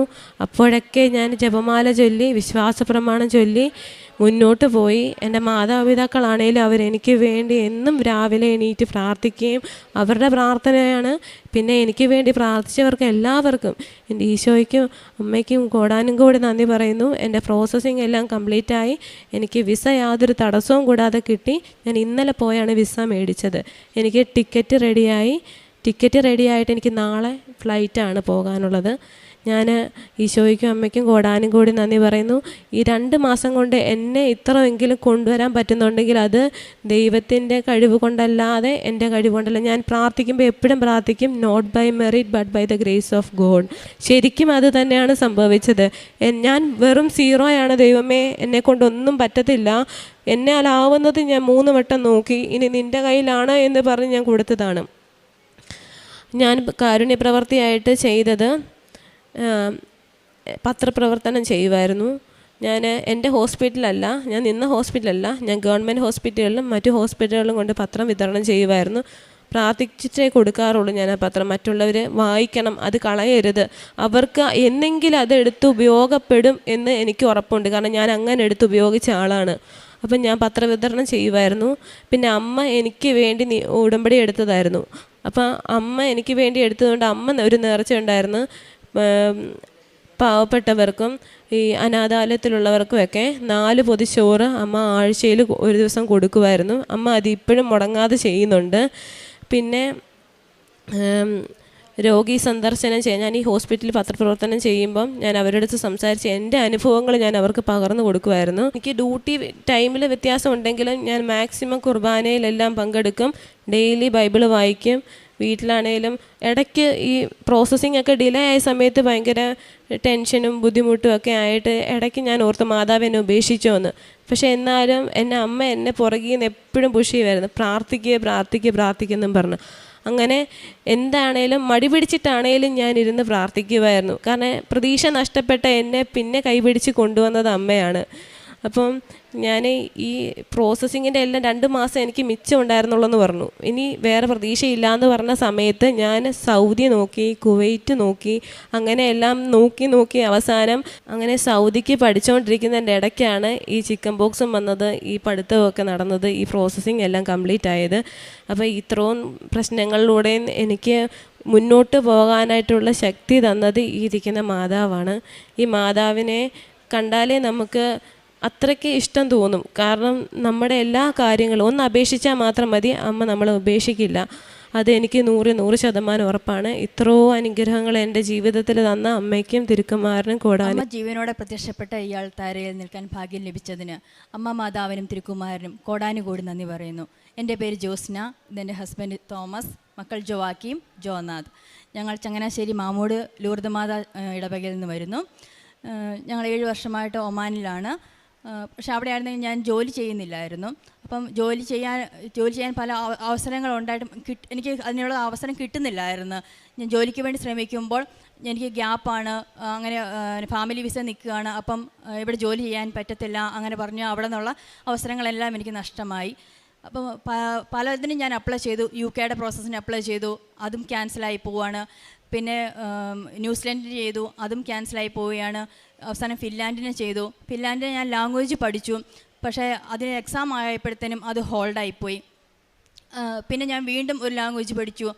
ഈ ഫിൻലാൻഡിൽ തന്നെ വീണ്ടും വേറൊരു ഏജൻസിയെ സമീപിച്ച് ഞാൻ ലാംഗ്വേജ് പഠിച്ചു. അപ്പോൾ അതും ആ പ്രോഗ്രാമും ഹോൾഡാകാൻ പോവുക. അപ്പം ഞാൻ ആകെ തകർന്നു പോയി. ഞാൻ എന്ത് ചെയ്യും? ഇനിയും എനിക്കൊരു ജോലിക്ക് കയറാനൊരു അവസരം കിട്ടുന്നില്ലേ? 7 വർഷമായിട്ട് ഞാൻ ജോലി ചെയ്യാതിരിക്കുകയാണ്. എൻ്റെ ഏറ്റവും വലിയ ആഗ്രഹമാണ് എനിക്ക് ജോലി കയറുക, ഒരുമിച്ച് ഫാമിലിയായിട്ട് ജോലിയിൽ മുമ്പോട്ട് പോകുക എന്നുള്ളത് എൻ്റെ ഏറ്റവും വലിയൊരു ആഗ്രഹമായിരുന്നു. അപ്പോൾ എനിക്കിനി ഇതിന് ജോലിക്ക് പോകാൻ സാധിക്കത്തില്ലെന്ന് ഓർത്ത് ഞാൻ ഒത്തിരിയേറെ വിഷമിച്ചു. അപ്പോൾ എൻ്റെ ഒരു ഫ്രണ്ട് പറഞ്ഞു, അവനിവിടെ വന്ന് സാക്ഷ്യപ്പെടുത്തുകയും ഉടമ്പടി എടുക്കുകയും ഒക്കെ ചെയ്തിട്ടുണ്ട്. അതിൽ നീ പറയുന്ന പോലെ ഒത്തിരി കാര്യങ്ങളൊന്നുമില്ല, എന്നും ബൈബിൾ വായിക്കുകയും കുർബാന കൂടുകയും വീട്ടിൽ സന്ധ്യാപ്രാർത്ഥന മുടക്കാതിരിക്കുകയും പിന്നെ നമ്മളെക്കൊണ്ട് പറ്റുന്ന പോലെ കാരുണ്യപ്രവൃത്തികളും പ്രവർത്തനങ്ങളും ഒക്കെ ചെയ്താൽ മതി, നിന്നെക്കൊണ്ട് സാധിക്കും, നീ ഒരു പ്രാവശ്യം ഒന്ന് ചെയ്ത് നോക്കുമെന്ന് പറഞ്ഞു. അപ്പം ഞാൻ ആ ഫിനിഷ് ലാംഗ്വേജിൻ്റെ എക്സാമിൻ്റെ ആ സമയമായപ്പോൾ ഞാൻ ലൈറ്റ് എ ക്യാൻഡിൽ പ്രെയർ എടുത്തു.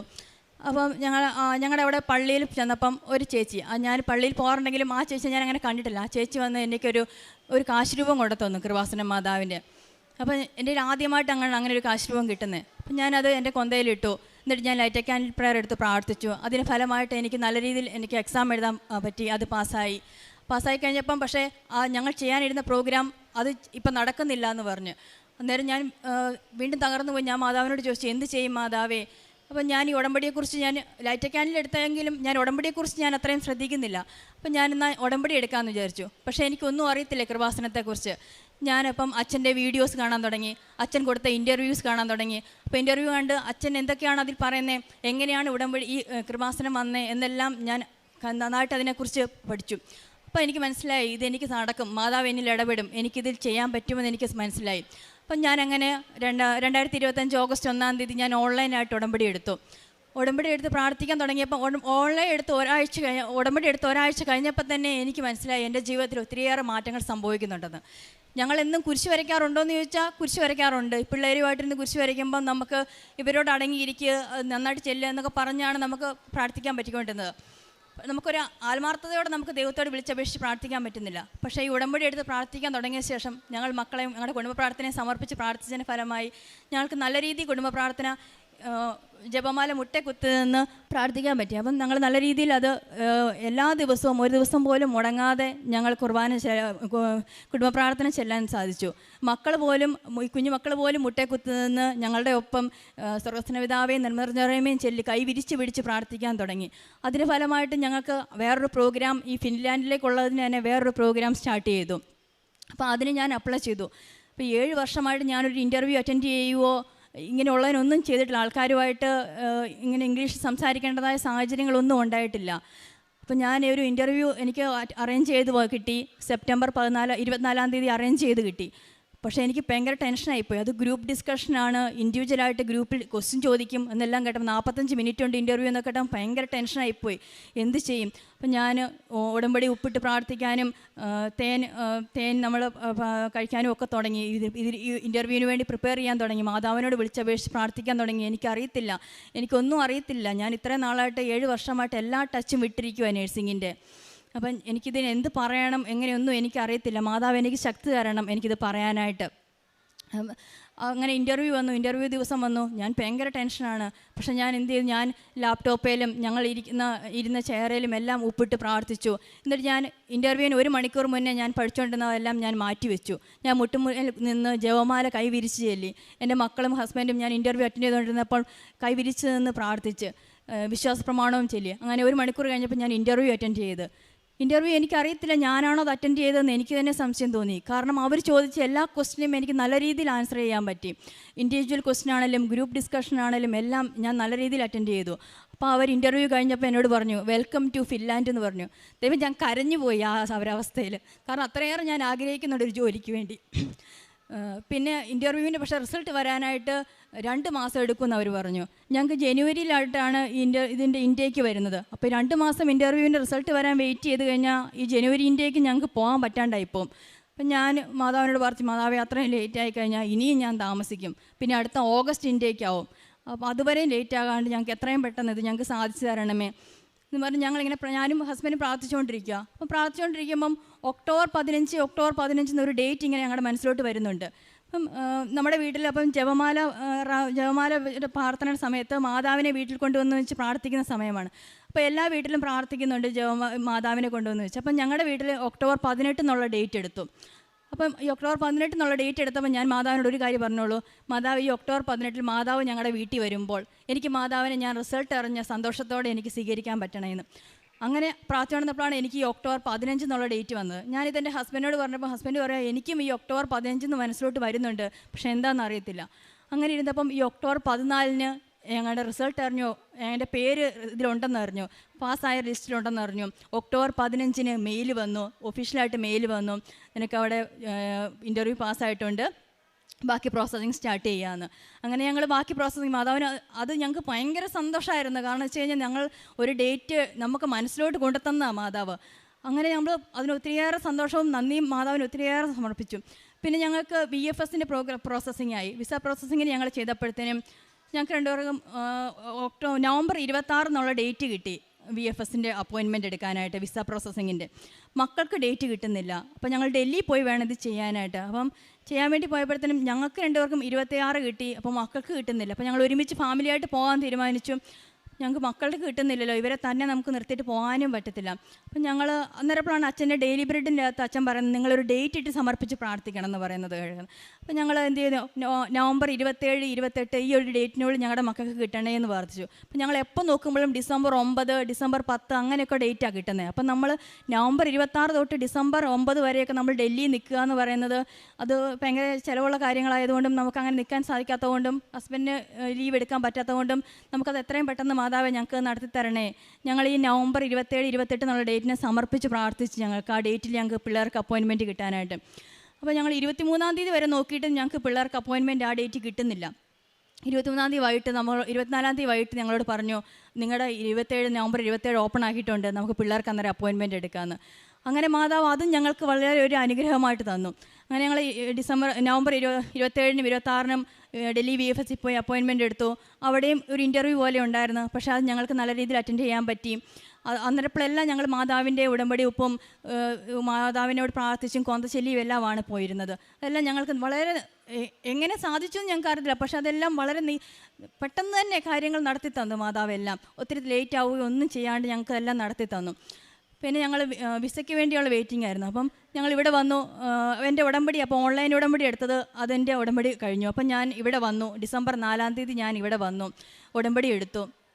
അപ്പോൾ ആദ്യത്തെ നിയോഗമായിട്ട് തന്നെ ഞങ്ങൾ വെച്ചു. രണ്ടാമത്തെ നിയോഗമായിട്ട് ഞാൻ വെച്ചു ഞങ്ങൾക്ക് എല്ലാവർക്കും ഫാമിലിയായിട്ട് പോകണമെന്നാണ് ഞങ്ങൾ ആഗ്രഹിക്കുന്നത്. ഞങ്ങളങ്ങനെ പിരിഞ്ഞു നിന്നിട്ടില്ല. മക്കളെ ആയാലും നാട്ടിൽ നിർത്തിയിട്ട് അങ്ങനെ പോകാൻ എനിക്ക് പറ്റത്തില്ല. ഞങ്ങൾക്ക് ഒരുമിച്ച് പോകണമെന്നാണ് മാതാവെ ആഗ്രഹിക്കുന്നത്. ഞങ്ങൾക്ക് ഒരുമിച്ച് പോകാനായിട്ട് വിസ വരണേ, ലേറ്റ് ആകാണ്ട് ഞങ്ങൾക്ക് ഒരുമിച്ച് തന്നെ വിസ വരണേന്ന് പ്രാർത്ഥിച്ചു. സമയച്ചുരുക്കത്തിന് മാതാവെ എന്നെ ഞങ്ങളുടെ സാക്ഷിയാക്കി മാറ്റണമെന്ന് ഞാൻ എപ്പോഴും, പ്രത്യക്ഷീകരണ മാതാവെ എന്നെ ഞങ്ങളുടെ സാക്ഷിയാക്കി മാറ്റണമെന്ന് ഞാൻ എപ്പോഴും പ്രാർത്ഥിച്ചുകൊണ്ടേയിരുന്നു. അപ്പം ഡിസംബർ 8-ാം തീയതി ആയി. അതുവരെ ഞങ്ങളുടെ വിസയുടെ കാര്യത്തിൽ ഒരു അനക്കവും ഇല്ല.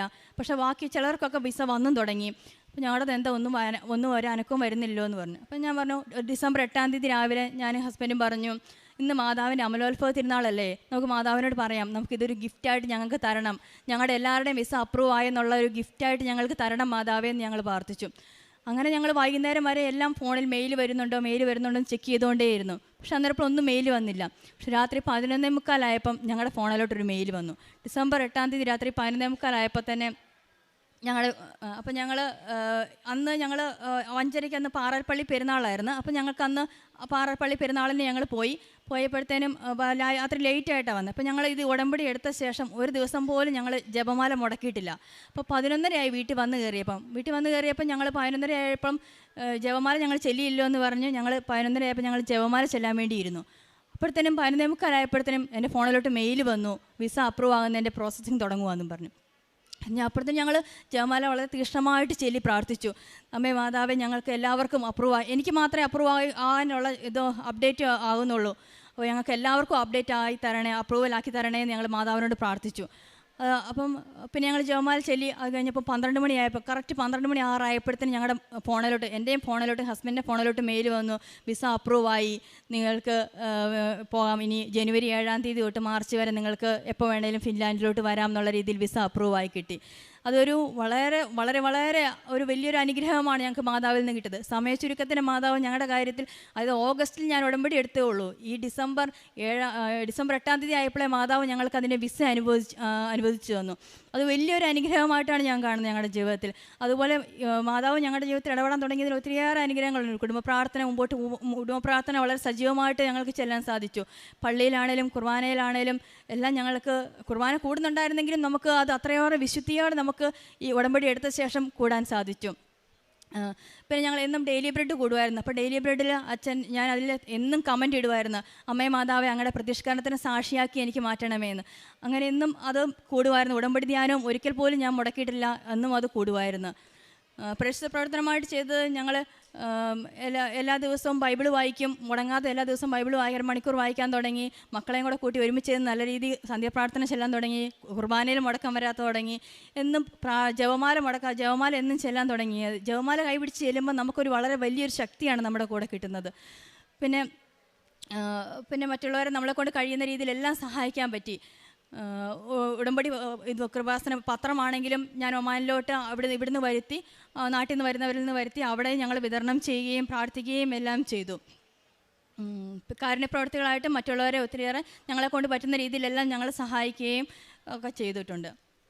ഞങ്ങൾക്ക് കിട്ടിയ ഈ അനുഗ്രഹത്തിന് വലിയ ഒരു അനുഗ്രഹത്തിന്, അമ്മ തന്ന ഈ വലിയ അനുഗ്രഹത്തിന് അമ്മ മാതാവിനും തിരുക്കുമാരനും കോടാനുകോടി നന്ദി പറയുന്നു. അതുപോലെ ഞങ്ങൾ ഉടമ്പടി ഒപ്പിട്ട് പ്രാർത്ഥിക്കുമ്പം നമുക്ക് ഇതുവരെ സത്യം പറഞ്ഞാൽ ഉടമ്പടി എടുത്ത ശേഷം നമുക്കങ്ങനെ ഒരു അസുഖങ്ങളാൽ നമ്മൾ ബുദ്ധിമുട്ടേണ്ടി വന്നിട്ടില്ല.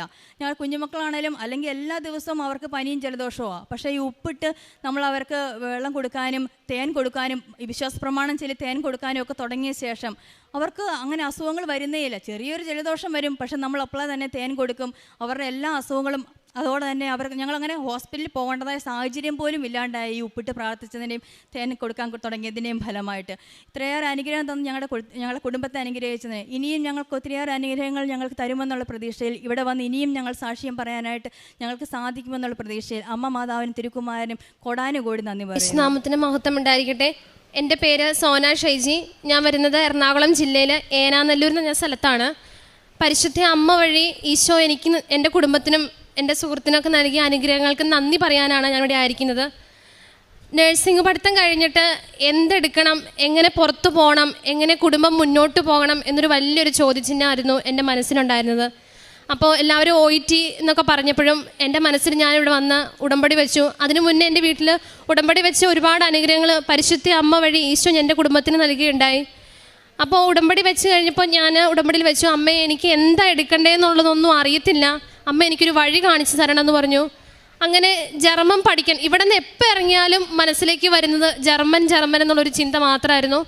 അങ്ങനെ ജർമ്മൻ പഠിക്കാൻ വേണ്ടി ഞങ്ങൾ ഒരുമിച്ച് തീരുമാനിച്ചു. ഞാനും എൻ്റെ ഒരു കൂട്ടുകാരും വേറൊരാളും ഉണ്ടായിരുന്നു.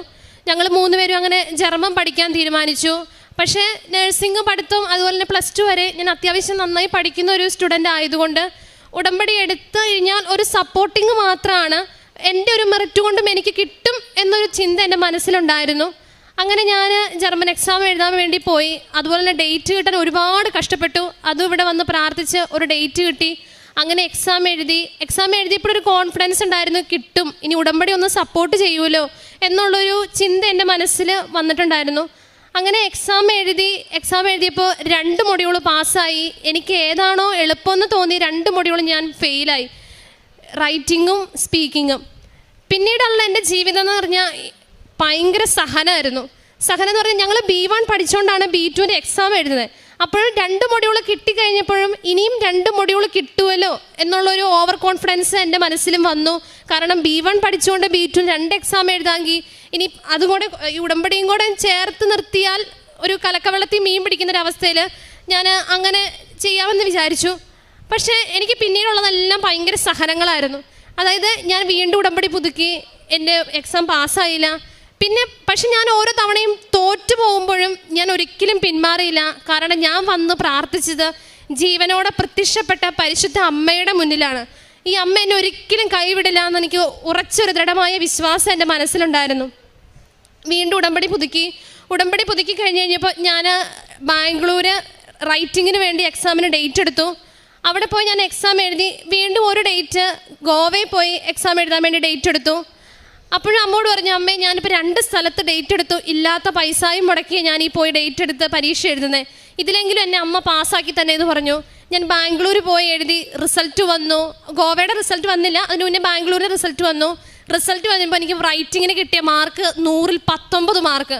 ചങ്ക് തകർന്നു പോയി. എന്നാലും മാതാവേ, ഞാൻ വീണ്ടും ഉടമ്പടി പുതുക്കി, വീണ്ടും ഞാൻ ശക്തമായി പ്രാർത്ഥിച്ചിട്ടും എൻ്റെ അമ്മ എനിക്ക് തരാത്തെ, ഇത്രയും പൈസ കളഞ്ഞിട്ടും എന്ന് ഞാൻ വീണ്ടും, എന്നാലും എൻ്റെ മനസ്സിലൊരു പ്രതീക്ഷ ഉണ്ടായിരുന്നു, ഇല്ല, ഞാൻ എത്രയൊക്കെ തകർന്നു പോയാലും ഞാൻ വന്നത് കൃപാസന അമ്മയുടെ ആൾത്താരുടെ മുന്നിലാണെങ്കിൽ എനിക്ക് ഉറപ്പായിട്ടും പാസ്സാകാൻ പറ്റുമെന്നൊരു ദൃഢമായ വിശ്വാസം എനിക്കുണ്ടായിരുന്നു.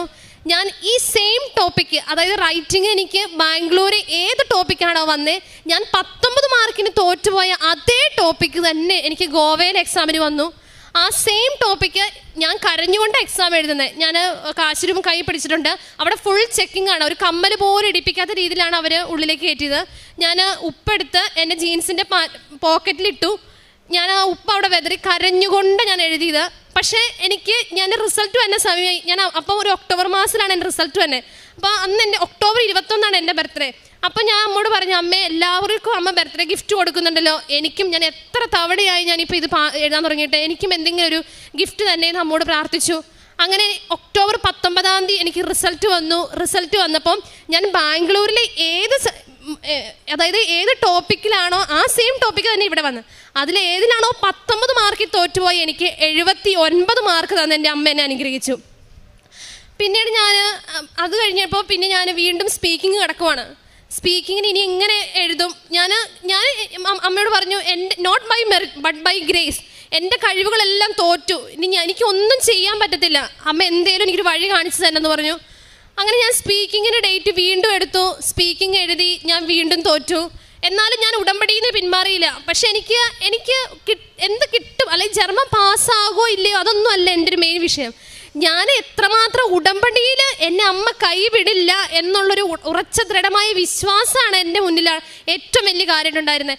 എല്ലാവരും എന്നോട് ചോദിക്കും, നീ ഇത്ര ഉടമ്പടി എടുത്ത് പ്രാർത്ഥിച്ചിട്ട് എന്തേ നിനക്ക് കിട്ടാത്തേന്ന് ചോദിക്കും. പക്ഷെ എൻ്റെ മനസ്സിലൊരു ദൃഢമായൊരു ബോധ്യമുണ്ട്, മാതാവ് എന്നെ ഇവിടെ എത്തിച്ചാണെങ്കിൽ അമ്മയ്ക്കറിയാം ഈ ജർമ്മൻ പാസ്സാവുക എന്നുള്ളത് ജർമ്മനി പോകാനാണല്ലോ, അമ്മ അത് എത്തിച്ചിരിക്കും. അതിൽ എൻ്റെ യോഗ്യത കൊണ്ടല്ല, അമ്മയ്ക്കൊരു തീരുമാനമുണ്ട്, അമ്മ വഴി ഈശോ എന്നെ അവിടെ എത്തിക്കും എന്നുള്ള ഉറച്ച വിശ്വാസം എൻ്റെ മനസ്സിലുണ്ടായിരുന്നു.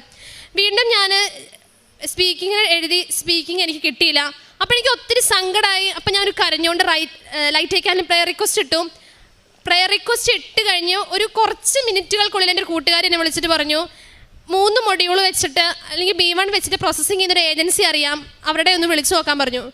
അവരെ കോൺടാക്ട് ചെയ്തു. ഞങ്ങൾ 3 പേരും അവരെ കോൺടാക്ട് ചെയ്തു കഴിഞ്ഞപ്പം അവർ ഞങ്ങൾക്ക് പ്രോസസ്സിങ്ങിന് കരളും ചെയ്യാൻ എല്ലാം ബില്ലിംഗ് ആണ്. അതിനു മുന്നേ ഞങ്ങൾ വേറൊരു ഏജൻസി കൊടുത്തിട്ട് നമുക്ക് അവിടെ ജർമ്മനിയിൽ വർക്ക് ചെയ്യണമെങ്കിൽ അവിടെ ഏതെങ്കിലും ഒരു സ്റ്റേറ്റിൽ ഒരു ബെഷൈഡ് കിട്ടണം. അങ്ങനെ ഞങ്ങൾക്ക് ഒരു സ്റ്റേറ്റിൽ ബെഷൈഡ് കിട്ടി. പക്ഷെ അതിലെ കരളെല്ലാം തെറ്റായിരുന്നു, അവർ കറക്റ്റായിട്ടെല്ലാം മുന്നോട്ട് കൊണ്ടുപോകണമെന്ന് മനസ്സിലായി. അത് കഴിഞ്ഞപ്പോൾ അത് ഇവരോട് പറഞ്ഞു കഴിഞ്ഞപ്പോൾ ഇവരത് നമുക്ക് ആ സ്റ്റേറ്റിൽ നിന്ന് വേറൊരു സ്റ്റേറ്റിലേക്ക് ആ രജിസ്ട്രേഷൻ മാറ്റി കിട്ടണമെങ്കിൽ നമ്മുടെ കയ്യിൽ കൊണ്ട് ഒന്നും നിൽക്കുന്നൊരു കാര്യമല്ല, നമ്മൾ കാശ് കൊടുത്താലോ നമുക്ക് അവിടെ പോയി ചെയ്താലോ ഒന്നും നിൽക്കുന്ന കാര്യമില്ല.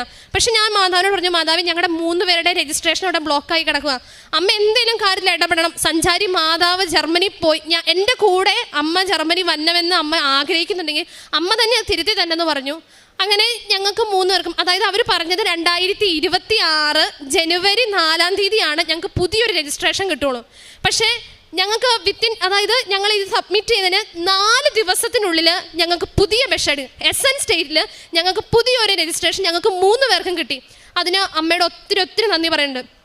അതുപോലെ തന്നെ എൻ്റെ സുഹൃത്താണ് അശ്വതി ഉടമ്പടി എടുത്താണ്, അക്രൈസ്തവയായ സഹോദരിയാണ്. പക്ഷേ ഇവൾ ഉടമ്പടി എടുത്ത ശേഷം 3 മൊഡ്യൂൾ ഇവക്കും ജർമ്മനി കിട്ടി. പക്ഷെ 4ാമത്തെ മൊഡ്യൂളായപ്പോൾ കുറച്ചൊരു ഉടമ്പടിയിൽ നിന്നൊരു അകലിച്ച പോണക്ക് തോന്നി. അപ്പോൾ ഇവക്ക് 4ാമത്തെ മൊഡ്യൂൾ ലേസൺ എഴുതാൻ വേണ്ടി ഇവക്ക് ഡേറ്റ് കിട്ടിയായിരുന്നു. പക്ഷേ അവളവിടെ എക്സാമിന് ചെന്നപ്പോൾ ഇവക്ക് എക്സാം അറ്റൻഡ് ചെയ്യാൻ പറ്റില്ല. അവർ പറയണത് നിങ്ങളുടെ സൈറ്റ്, അതായത് നിങ്ങൾ ബ്ലോക്കായി പോയേക്കുമെന്നാണ് അവർ പറയണേ. അവൾ കരഞ്ഞുകൊണ്ട് അവിടെ നിന്ന് എന്നെ വിളിച്ചു, സോന എനിക്കിങ്ങനെ പറ്റുന്നില്ല, എന്താ ചെയ്യുക? ഞാൻ പറഞ്ഞു, നീ ഉടമ്പടിയിൽ എന്നാണോ ഉഴപ്പ് കാണിച്ചേ അതാണ്, നിനക്ക് നമുക്ക് കിട്ടുകയോ ഇല്ലയോ എന്നൊന്നുമല്ല, മാതാവിൽ നമ്മൾ അടിയുറച്ച് ഈശോയോട് ചേർന്ന് നിൽക്കുന്നുണ്ടോ എന്നുള്ള കാര്യം. അശ്വതി എൻ്റെ കൂടെ ഇവിടെ വന്ന് വീണ്ടും ഉടമ്പടി പുതുക്കാൻ വേണ്ടി മോളിൽ കയറിയിരുന്നപ്പോൾ ഗോയിത്രയെന്ന് വിളിക്കുവാണ്, അശ്വതിക്ക് ബ്ലോക്ക് മാറി, വീണ്ടും വന്ന് നിങ്ങൾക്ക് എക്സാം എഴുതാന്നുള്ളത്. അത് വലിയൊരു അനുഗ്രഹമാണ് ഞങ്ങളുടെ ജീവിതത്തിൽ കിട്ടിയത്. പിന്നെ ഞങ്ങളുടെ പ്രോസസ്സിങ് കാര്യങ്ങളെല്ലാം സ്റ്റാർട്ട് ചെയ്തു. ഞങ്ങൾ വിസയ്ക്ക് വെച്ചു. അതിന് മുന്നേ ഞങ്ങൾക്ക് ഇൻ്റർവ്യൂ ഉണ്ടായിരുന്നു. ഇൻ്റർവ്യൂവിൽ എനിക്കറിയാം എനിക്ക് യാതൊരു മെറിറ്റ്, കാരണം ഞാൻ സ്പീക്കിംഗ് പാസ്സാവാത്ത ഒരാളാണ്. കാരണം നമുക്ക് എത്ര സംസാരിക്കാൻ അറിയാമെന്നുണ്ടെങ്കിലും ലീഗലി നോക്കുമ്പോൾ ആ ഒരു സർട്ടിഫിക്കറ്റ് എനിക്കില്ല. അപ്പം ഞാൻ എങ്ങനെയാണ് ഇൻ്റർവ്യൂ അറ്റൻഡ് ചെയ്യേണ്ടത്, അല്ലെങ്കിൽ ആദ്യത്തെ തവണ ചെയ്തപ്പോൾ അവർ പറഞ്ഞു ഔഷ്പ്രാഹ്യ അത്ര ഓക്കെ ആയിട്ടില്ല, കുറച്ചുകൂടെ ഫ്ലുവൻസി വേണം എന്നൊക്കെ. അപ്പം ഞാൻ വീട്ടിൽ വന്നിരുന്ന് മാതാവിൻ്റെ അടുത്ത് ഇതുപോലെ ഒരു മാതാവിൻ്റെ ഒരു സ്റ്റാച്ചു ഞാനും മേടിച്ചിട്ടുണ്ടായിരുന്നു. ഞാൻ ആ രൂപ എടുത്ത്, അതായത് ഇൻ്റർവ്യൂ നടക്കുന്ന സ്ഥലത്തിന് ചുറ്റും ജപമാല ചൊല്ലി പ്രാർത്ഥിച്ചു. മേശയിൽ മാതാവിൻ്റെ രൂപ എടുത്ത് വെച്ചു. ഇൻ്റർവ്യൂവിന് കൈ മാതാവിൻ്റെ ദേഹത്ത് വെച്ചിട്ടാണ് ഞാൻ അറ്റൻഡ് ചെയ്തത്. ഫസ്റ്റത്തെ തന്നെ എൻ്റെ ആയിരുന്നു ഇൻ്റർവ്യൂ കഴിഞ്ഞപ്പോൾ എൻ്റെ ജർമ്മൻകാരൻ എനിക്ക് ഫോണിൽ മെസ്സേജ് അയച്ച്, സർ ഗുഡ് പെർഫോമൻസ് എന്ന് പറഞ്ഞാൽ. കാരണം എനിക്കറിയാം ഞാൻ ഒന്നും പറഞ്ഞിട്ടില്ല. കാരണം അവർ ആ പറയുന്ന മനുഷ്യൻ എന്തിനു പറയുമ്പോൾ ഞാനിങ്ങനെ അന്താളിച്ച് നിൽക്കും, എന്ത് പറയും യാ ബിറ്റേ എന്ന് മാത്രമേ എനിക്ക് പറയാൻ അറിയുള്ളൂ. പക്ഷേ അതെങ്ങനെയാണ് പാസ്സാക്കി തന്നേന്നുള്ള കാര്യം എനിക്കറിയത്തില്ല. അതെനിക്ക് പരിശുദ്ധ അമ്മ വഴി ഈശോ ചെയ്തു തന്നൊരു അനുഗ്രഹം മാത്രമാണ്. പിന്നെ അങ്ങനെ ഞങ്ങളുടെ പ്രോസസ്സിങ് സ്റ്റാർട്ട് ചെയ്തു. ഞങ്ങളുടെ പ്രോസസ്സിംഗ് ഒക്കെ ആയി. പിന്നെ അത് കഴിഞ്ഞപ്പോൾ ഞങ്ങൾ വിസ സബ്മിഷൻ എല്ലാം പെട്ടെന്നായിരുന്നു. സമയത്തിൻ്റെ അമ്മ ഞങ്ങൾക്ക് എല്ലാ കാര്യങ്ങളും വളരെ സ്പീഡിൽ ലൈറ്റ് വെയ്റ്റായിട്ട് എല്ലാ കാര്യങ്ങളും നടത്തുകയാണ്. വീണ്ടും തടസ്സം, ഒന്നിനു മേലെ തടസ്സങ്ങൾ വീണ്ടും വന്നുകൊണ്ടിരിക്കുകയാണ്. വിസയ്ക്ക് സബ്മിറ്റ് ചെയ്തു. ഞങ്ങൾക്ക് ജോയിനിങ് ഡേറ്റ് നവംബർ 1-നായിരുന്നു. നവംബർ 1-ന് ഞങ്ങൾക്ക് അവിടെ എത്താൻ പറ്റിയില്ല. അപ്പോൾ വിസ വരുന്നത് ഭയങ്കര താമസം. വീണ്ടും ഞാൻ ലൈറ്റേക്കാനും പ്രയർ റിക്വസ്റ്റ് ഇട്ടു. ലൈറ്റേക്കാനും പ്രയർ റിക്വസ്റ്റ് ഇട്ടിട്ട് ഞാനൊരു വചനം എടുത്തപ്പോൾ എനിക്ക് കിട്ടുന്ന ആമോസിൻ്റെ പുസ്തകം 9-ാം അധ്യായം 10 മുതൽ 15 വരെയുള്ള തിരുവചനങ്ങളാണ്. ഇസ്രായേലിൻ്റെ പ്രതീക്ഷ. കർത്താവ് പറയുന്നുണ്ട്, നിന്റെ മുന്തിരിത്തോപ്പുകൾ ഞാൻ വീണ്ടും തളർപ്പിക്കും, നിന്റെ കോട്ടകൾ ഞാൻ പുതുക്കി പണിയും, ഇസ്രായേലിൻ്റെ ദൈവമായ കർത്താവ് നിന്നെ സംരക്ഷിക്കും, നിന്നെ ഞാൻ ഉയർത്തിക്കൊണ്ടുവരും എന്നുള്ളത്.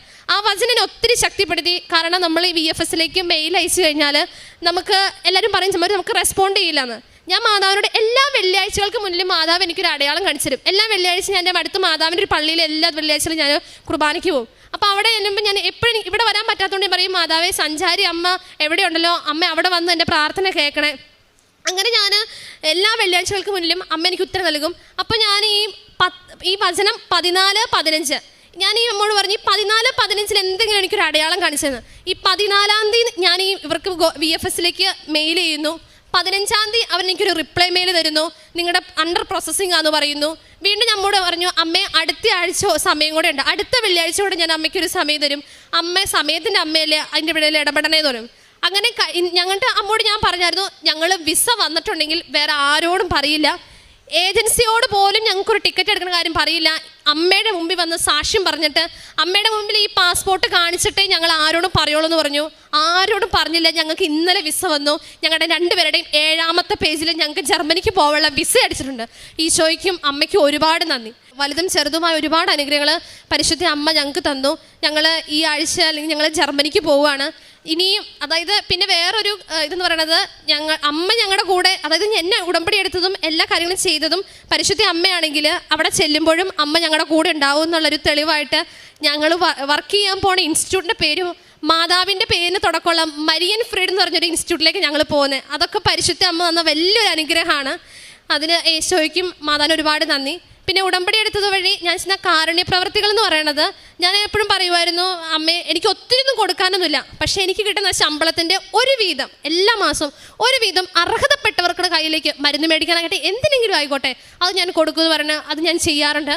പ്രേക്ഷിത പ്രവർത്തനം എന്ന് പറഞ്ഞാൽ ഞാൻ പത്രം പൊതുമേഖലയിൽ കൊടുക്കാൻ മെഡിക്കൽ കോളേജിലേക്ക് പോകുമ്പോൾ എന്നെ തൃശ്ശൂർ മെഡിക്കൽ കോളേജിൽ നിന്നൊക്കെ സെക്യൂരിറ്റിമാർ പുറത്താക്കിയിട്ടുണ്ട്, നാണം കെട്ടിട്ടുണ്ട്. പക്ഷെ പുറത്തിറങ്ങി നിന്നാലും ഞാൻ ധൈര്യപൂർവ്വം കൊടുക്കും. കാരണം എനിക്ക് ഇതിലും വലിയൊരു അവസ്ഥ വന്നു കഴിഞ്ഞാൽ ഞാൻ അവിടെ നിന്ന് ചെയ്യേണ്ടവളല്ല എന്നൊരു ബോധ്യം എനിക്കുണ്ട്. അതുകൊണ്ട് ഞാൻ എൻ്റെ ഈശോയ്ക്കും അതിനു വേണ്ടി പത്രപ്രവർത്തനം നന്നായി ചെയ്യാറുണ്ട്. പിന്നെ ആത്മീയതയിൽ വന്ന് എനിക്കൊരു മാറ്റം എന്ന് പറയുന്നത്, വിശുദ്ധ കുർബാന ചെറുപ്പം മുതൽ അമ്മ ഞങ്ങളെ പള്ളിയിൽ വിടുന്നുണ്ട്. എനിക്ക് അതൊരു തടസ്സമായിട്ട് അല്ലെങ്കിൽ ഒരു ബുദ്ധിമുട്ടായിട്ട് തോന്നിയിട്ടില്ല. പക്ഷെ കൊന്ത ചെല്ലണത് സന്ധ്യാപ്രാർത്ഥനയിൽ കുരിശ് വരയ്ക്കുമ്പോൾ മാത്രം ഞാൻ കൊന്ത ചെല്ലാറുള്ളൂ. പക്ഷെ ഉടമ്പടി എടുത്തത് വഴി എനിക്ക് കൊന്ത ചെല്ലാനുള്ള വലിയൊരു അനുഗ്രഹം കിട്ടി. കാരണം ഞാൻ ബസ്സിലൊക്കെ പോകുമ്പോഴും എന്തോരം നേരം യാത്രയുണ്ടെങ്കിലും ഞാൻ വല്ല സിനിമയുടെയോ സീരിയലിൻ്റെയോ പാട്ടോ ആലോചിച്ചുകൊണ്ടിരുന്നാലും കൊന്ത ഞാൻ ഒരിക്കലും ചെല്ലായിരുന്നു. ഇപ്പം എവിടെ പോയാലും ജപമാല എടുക്കാനും കൊന്ത ചെല്ലാനുള്ള വലിയൊരു അനുഗ്രഹം കിട്ടി. പിന്നെ എന്ത് പ്രതിസന്ധി ഘട്ടം വന്നാലും ആ പ്രതിസന്ധിയിലെല്ലാം ഞാൻ വചനം എടുത്ത് വായിക്കും. വചനത്തിൽ എനിക്കെല്ലാം നല്ലൊരു, അതായത് പോസിറ്റീവായിട്ടുള്ള ഒരു അനുഭവം എനിക്ക് വചനത്തിലൂടെ തെളിയിച്ചു തരും. അങ്ങനെ പരിശുദ്ധ അമ്മ വഴി ഈശോ നൽകിയ എല്ലാ അനുഗ്രഹങ്ങൾക്കും ഒരുപാട് നന്ദി. പരിശുദ്ധ അമ്മ വഴി യേശു നൽകിയ അനുഗ്രഹങ്ങൾക്ക് നന്ദി പറയാനാണ് ഞങ്ങൾ ഇന്നിവിടെ എത്തിയിരിക്കുന്നത്. എൻ്റെ പേര് അശ്വതി. ഞാൻ തൊടുപുഴയിൽ നിന്നുമാണ് വരുന്നത്. ഞാനൊരു ഹിന്ദുവാണ്. ഹിന്ദു കമ്മ്യൂണിറ്റിയിൽ നിന്നും വരുന്ന ഒരു വ്യക്തിയാണ് ഞാൻ. പണ്ട് എനിക്കൊരു കൃപാസനം പത്രം കിട്ടിയപ്പോൾ ഞാൻ ഒരുപാട് ആഗ്രഹിച്ചിരുന്നു കൃപാസനത്തിൽ വരുവാനും ഉടമ്പടി എടുക്കുവാനും. എന്നാൽ എനിക്ക് അതിനുള്ളൊരു ആക്സസ് ആ സമയത്തുണ്ടായിരുന്നില്ല. എന്നാൽ പിന്നീട് എനിക്ക് സോനയെ സുഹൃത്തായി കിട്ടുകയും നേഴ്സിംഗ് പഠനകാലത്ത് സുഹൃത്തായി കിട്ടുകയും സോന വഴി എനിക്ക് കൃപാസനത്തിൽ വരുവാനും ഉടമ്പടി എടുക്കുവാനും സാധിച്ചു. പിന്നെ ഞങ്ങൾ നേഴ്സിംഗ് കഴിഞ്ഞപ്പോൾ ജർമ്മനാണ് പഠിക്കാൻ തിരഞ്ഞെടുത്തത്. എന്നാൽ ആദ്യം ഞാൻ ജർമ്മൻ എളുപ്പമാണെന്ന് ഓർത്ത് ഞങ്ങൾ ഇരുന്നു. എൻ്റെ കഴിവിൽ ഞാൻ സ്വയം വിശ്വസിച്ചു. അങ്ങനെ ഞാൻ ജർമ്മൻ എക്സാം എഴുതി. പിന്നീട് ഉടമ്പടി ജർമ്മൻ എക്സാം ഫെബ്രുവരിയിലാണ് എഴുതിയത്. 2024 ഫെബ്രുവരിയാണ് എഴുതിയത്. 2024 മാർച്ച് 11 ആദ്യമായിട്ട് ഉടമ്പടി എടുക്കുന്നത്. അങ്ങനെ ഒരു മാസം കഴിഞ്ഞപ്പോൾ എൻ്റെ റിസൾട്ട് വന്നു. ഞാൻ 3 മൊഡ്യൂളിന് പാസ്സായി. എന്നാൽ ലേസന് ഞാൻ പാസ്സായില്ല. പക്ഷേ അപ്പോഴും എനിക്ക് ചെറിയൊരു അഹങ്കാരം ഉണ്ടായിരുന്നു. ഇതെനിക്ക് കിട്ടും, എന്തായാലും കിട്ടും, എൻ്റെ കഴിവ് കൊണ്ട് എന്തായാലും എനിക്ക് കിട്ടുമെന്നൊരു അഹങ്കാരം എന്നിൽ വന്നപ്പോൾ ഞാൻ ഉടമ്പടി ചെറുതായിട്ട് ഉഴപ്പി തുടങ്ങി. അങ്ങനെ എനിക്ക് കൊച്ചിയിൽ ഡേറ്റ് കിട്ടി, എക്സാമിന് ഡേറ്റ് കിട്ടി. ഞാനവിടെ ചെന്ന് കഴിഞ്ഞപ്പോൾ അന്ന് എക്സാം എഴുതാൻ വന്നവർ ഞാനൊഴികെ എല്ലാവരും അന്ന് എക്സാം എഴുതി. ഞാൻ മാത്രം എക്സാം എഴുതാതെ തിരിച്ചു പോരേണ്ടി വന്നു. എൻ്റെ രജിസ്റ്റർ നമ്പറിൽ ബ്ലോക്ക് ഉണ്ടെന്നും പറഞ്ഞ് എന്നെ അവർ തിരിച്ചു വിട്ടു. അന്ന് എൻ്റെ ജീവിതത്തിൽ സംഭവിച്ച ഏറ്റവും വലിയൊരു നെഗറ്റീവ് എഫക്റ്റായിരുന്നു അത്. അങ്ങനെ ഞാൻ കരഞ്ഞ് നിലവിളിച്ചുകൊണ്ട് സോനയെ വിളിച്ചു. അപ്പോൾ സോന എന്നോട് പറഞ്ഞു, നീ ഉടമ്പടിയിൽ ഉഴപ്പിയത് കൊണ്ടായിരിക്കും മാതാവ് നിന്നെ ഇങ്ങനെ ഒരു അവസ്ഥ വരുത്തിയത്. നീ അടുത്ത ആഴ്ച തന്നെ ഉടമ്പടി പോയി പുതുക്കണമെന്ന് പറഞ്ഞു. ഞാൻ അടുത്ത ആഴ്ച തന്നെ ഉടമ്പടി വന്ന് പുതുക്കി. അപ്പോൾ നമ്മുടെ ബഹുമാനപ്പെട്ട ജോസഫ് അച്ഛൻ്റെ ഉടമ്പടി ക്ലാസ്സിൻ്റെ ഇടയിൽ ഇവിടെ ഇരുന്നപ്പോഴാണ് എന്നെ തിരുവനന്തപുരം ഗോയിത്തയിൽ നിന്നും അവിടുത്തെ HOD വിളിക്കുന്നത്. എനിക്ക് ഡേറ്റ് ആയിട്ടുണ്ടെന്നും പറഞ്ഞ്. അതെൻ്റെ ജീവിതത്തിൽ മാതാവ് നൽകിയ വലിയൊരു അനുഗ്രഹമാണ്. പിന്നെ ഞങ്ങളുടെ ഇൻ്റർവ്യൂവിൻ്റെ സമയത്ത് ഇൻ്റർവ്യൂ ഞങ്ങൾക്ക് വളരെ ടഫായിരുന്നു. എന്നാലും ഇൻ്റർവ്യൂവിൻ്റെ ടൈമിൽ ഞാൻ മാതാവിൻ്റെ ഉപ്പ് എൻ്റെ ഫോണിലാണ് ഞാൻ ഇൻ്റർവ്യൂ കൂടിയത്. എൻ്റെ ഫോണിൻ്റെ ചുറ്റും വിതറി പ്രത്യക്ഷീകരണ പ്രാർത്ഥന ചൊല്ലി അങ്ങനെയാണ് ഇൻ്റർവ്യൂ അറ്റൻഡ് ചെയ്തത്. അങ്ങനെ ഞങ്ങൾ ഇൻ്റർവ്യൂവിന് പാസ്സായി. പിന്നെ ഞങ്ങൾക്ക് വിസയിൽ ഒരുപാട് തടസ്സങ്ങളുണ്ടായിരുന്നു. വിസയ്ക്ക് ഡേറ്റ് കിട്ടാനും വിസ കിട്ടാനുമായിട്ട് ഒരുപാട് ലാഗ് ഉണ്ടായിരുന്നു. അതെല്ലാം മാതാവ് ആ തടസ്സങ്ങളെല്ലാം മാറ്റി തന്ന് ഞങ്ങളെ അനുഗ്രഹിച്ചു. പിന്നെ ഞങ്ങളുടെ സർട്ടിഫിക്കറ്റിൻ്റെ വാലിഡിറ്റി 1 ഇയർ വാലിഡിറ്റി ഒരു വലിയ പ്രശ്നമായിരുന്നു. ഈവൻ ഞങ്ങൾക്ക് വാലിഡിറ്റിയിൽ പ്രശ്നമുണ്ടായിട്ട് പോലും, നെഗറ്റീവ് ഉണ്ടായിട്ട് പോലും മാതാവിൻ്റെ അനുഗ്രഹം കൊണ്ട് ഞങ്ങൾക്ക് ഇന്നലെ വിസ ലഭിച്ചു. മാതാവിന് ഒരുപാട് കോടി തന്നെ കൃപാസന അൾത്താരയിൽ വന്ന് സാക്ഷ്യം പറയാൻ എന്നെ അനുവദിച്ച തിരുക്കുമാരനും മാതാവിനും കോടാനുകൂടി നന്ദി. 2018 ഞാൻ ആദ്യമായി ഉടമ്പടി എടുക്കുന്നത്. എൻ്റെ പേര് ടിൻറ്റു. ഞാൻ കൂവപ്പള്ളിയിൽ നിന്ന് വരുന്നു. ഇതെൻ്റെ കുഞ്ഞാണ്. ഇവൻ്റെ പേര് ഇയാൻ സൈജു. ഇയാൻ എന്ന പേരിൻ്റെ മീനിങ് ഗോഡ് ഈസ് ഗ്രേഷ്യസ്, ദൈവം കരുണയുള്ളവനാണ് എന്നാണ്. 2018 ഞാൻ ഉടമ്പടി എടുക്കുന്ന സമയത്ത് എനിക്ക് ഉടമ്പടിയെപ്പറ്റി യാതൊരു കാര്യങ്ങളും അറിയില്ലായിരുന്നു. 2018 തന്നെയായിരുന്നു എൻ്റെ വിവാഹം കഴിഞ്ഞത്. വിവാഹം കഴിഞ്ഞ് ഞാൻ എൻ്റെ ഹസ്ബൻഡിൻ്റെ വീട്ടിലായിരിക്കുമ്പോൾ അവിടെ ഇരുന്ന് എനിക്ക് കൃപാസനത്തിലൊരു പത്രം കിട്ടി. അതിൽ നിന്നാണ് ഞാൻ ഈ കൃപാസനത്തെ പറ്റി അറിയുന്നത്. അന്ന് ഞാൻ സാധാരണ ഒരു തീർത്ഥാടന കേന്ദ്രമാണെന്ന് വിചാരിച്ചാണ് ഇവിടെ വന്നത്. ഇവിടെ വന്നപ്പോഴാണ് ഇവിടെ ഉടമ്പടിയും കാര്യങ്ങളും ഇങ്ങനെയൊക്കെ ഉള്ളതുണ്ടെന്ന് അറിയുന്നത്. അങ്ങനെ ഇതിനെപ്പറ്റി ഒന്നും അറിയത്തില്ലാതെ തന്നെ ഞാൻ ഇവിടുന്ന് ഉടമ്പടി എടുത്തു. എൻ്റെ ആദ്യത്തെ നിയോഗം എനിക്കൊരു കുഞ്ഞ് പെട്ടെന്ന് തന്നെ വേണമെന്നുള്ളതായിരുന്നു. കാരണം ഹസ്ബൻഡ് ദുബായിലാണ് ജോലി ചെയ്യുന്നത്, ഞാൻ നാട്ടിലാണ്. ഞങ്ങൾ രണ്ടുപേരും രണ്ടിടത്തായത് തന്നെയായിരുന്നു എൻ്റെ ആദ്യത്തെ പ്രശ്നം. അപ്പോൾ അതുകൊണ്ട് എനിക്ക് പെട്ടെന്ന് തന്നെ ഒരു കുഞ്ഞ് വേണമെന്നായിരുന്നു ഞാൻ ആഗ്രഹിച്ചിരുന്നത്. അങ്ങനെ എൻ്റെ ആദ്യത്തെ നിയോഗം അതായിരുന്നു. ആ വർഷം തന്നെ 2018 ഡിസംബറിൽ ഹസ്ബൻഡ് വന്ന മാസം തന്നെ ഞാൻ പ്രഗ്നൻ്റായി. പക്ഷേ 1.5 മാസം കഴിഞ്ഞപ്പോഴത്തേക്കിനും കുഞ്ഞിന് വളർച്ചയില്ലാതെ അത് ബ്ലീഡിംഗ് ആയിട്ട് കുഞ്ഞ് പോയി. കാരണം എനിക്ക് ഹൈപ്പോതൈറോയിഡിസത്തിൻ്റെ പ്രശ്നം ഉണ്ടായിരുന്നു. അതാണെന്നാണ് ഡോക്ടർ പറഞ്ഞത്. അങ്ങനെ എൻ്റെ രണ്ടാമത്തെ നിയോഗമായിരുന്നു എനിക്ക് ഹസ്ബൻഡിന് ഒന്നിച്ച് ദുബായിൽ ജീവിക്കണം എന്നുള്ളത്. അത് 2019 ഹസ്ബൻഡ് ലീവിന് വന്ന സമയത്ത് എന്നെ വിസിറ്റ് വിസയിൽ ഹസ്ബൻഡ് അങ്ങോട്ട് കൊണ്ടുപോയി.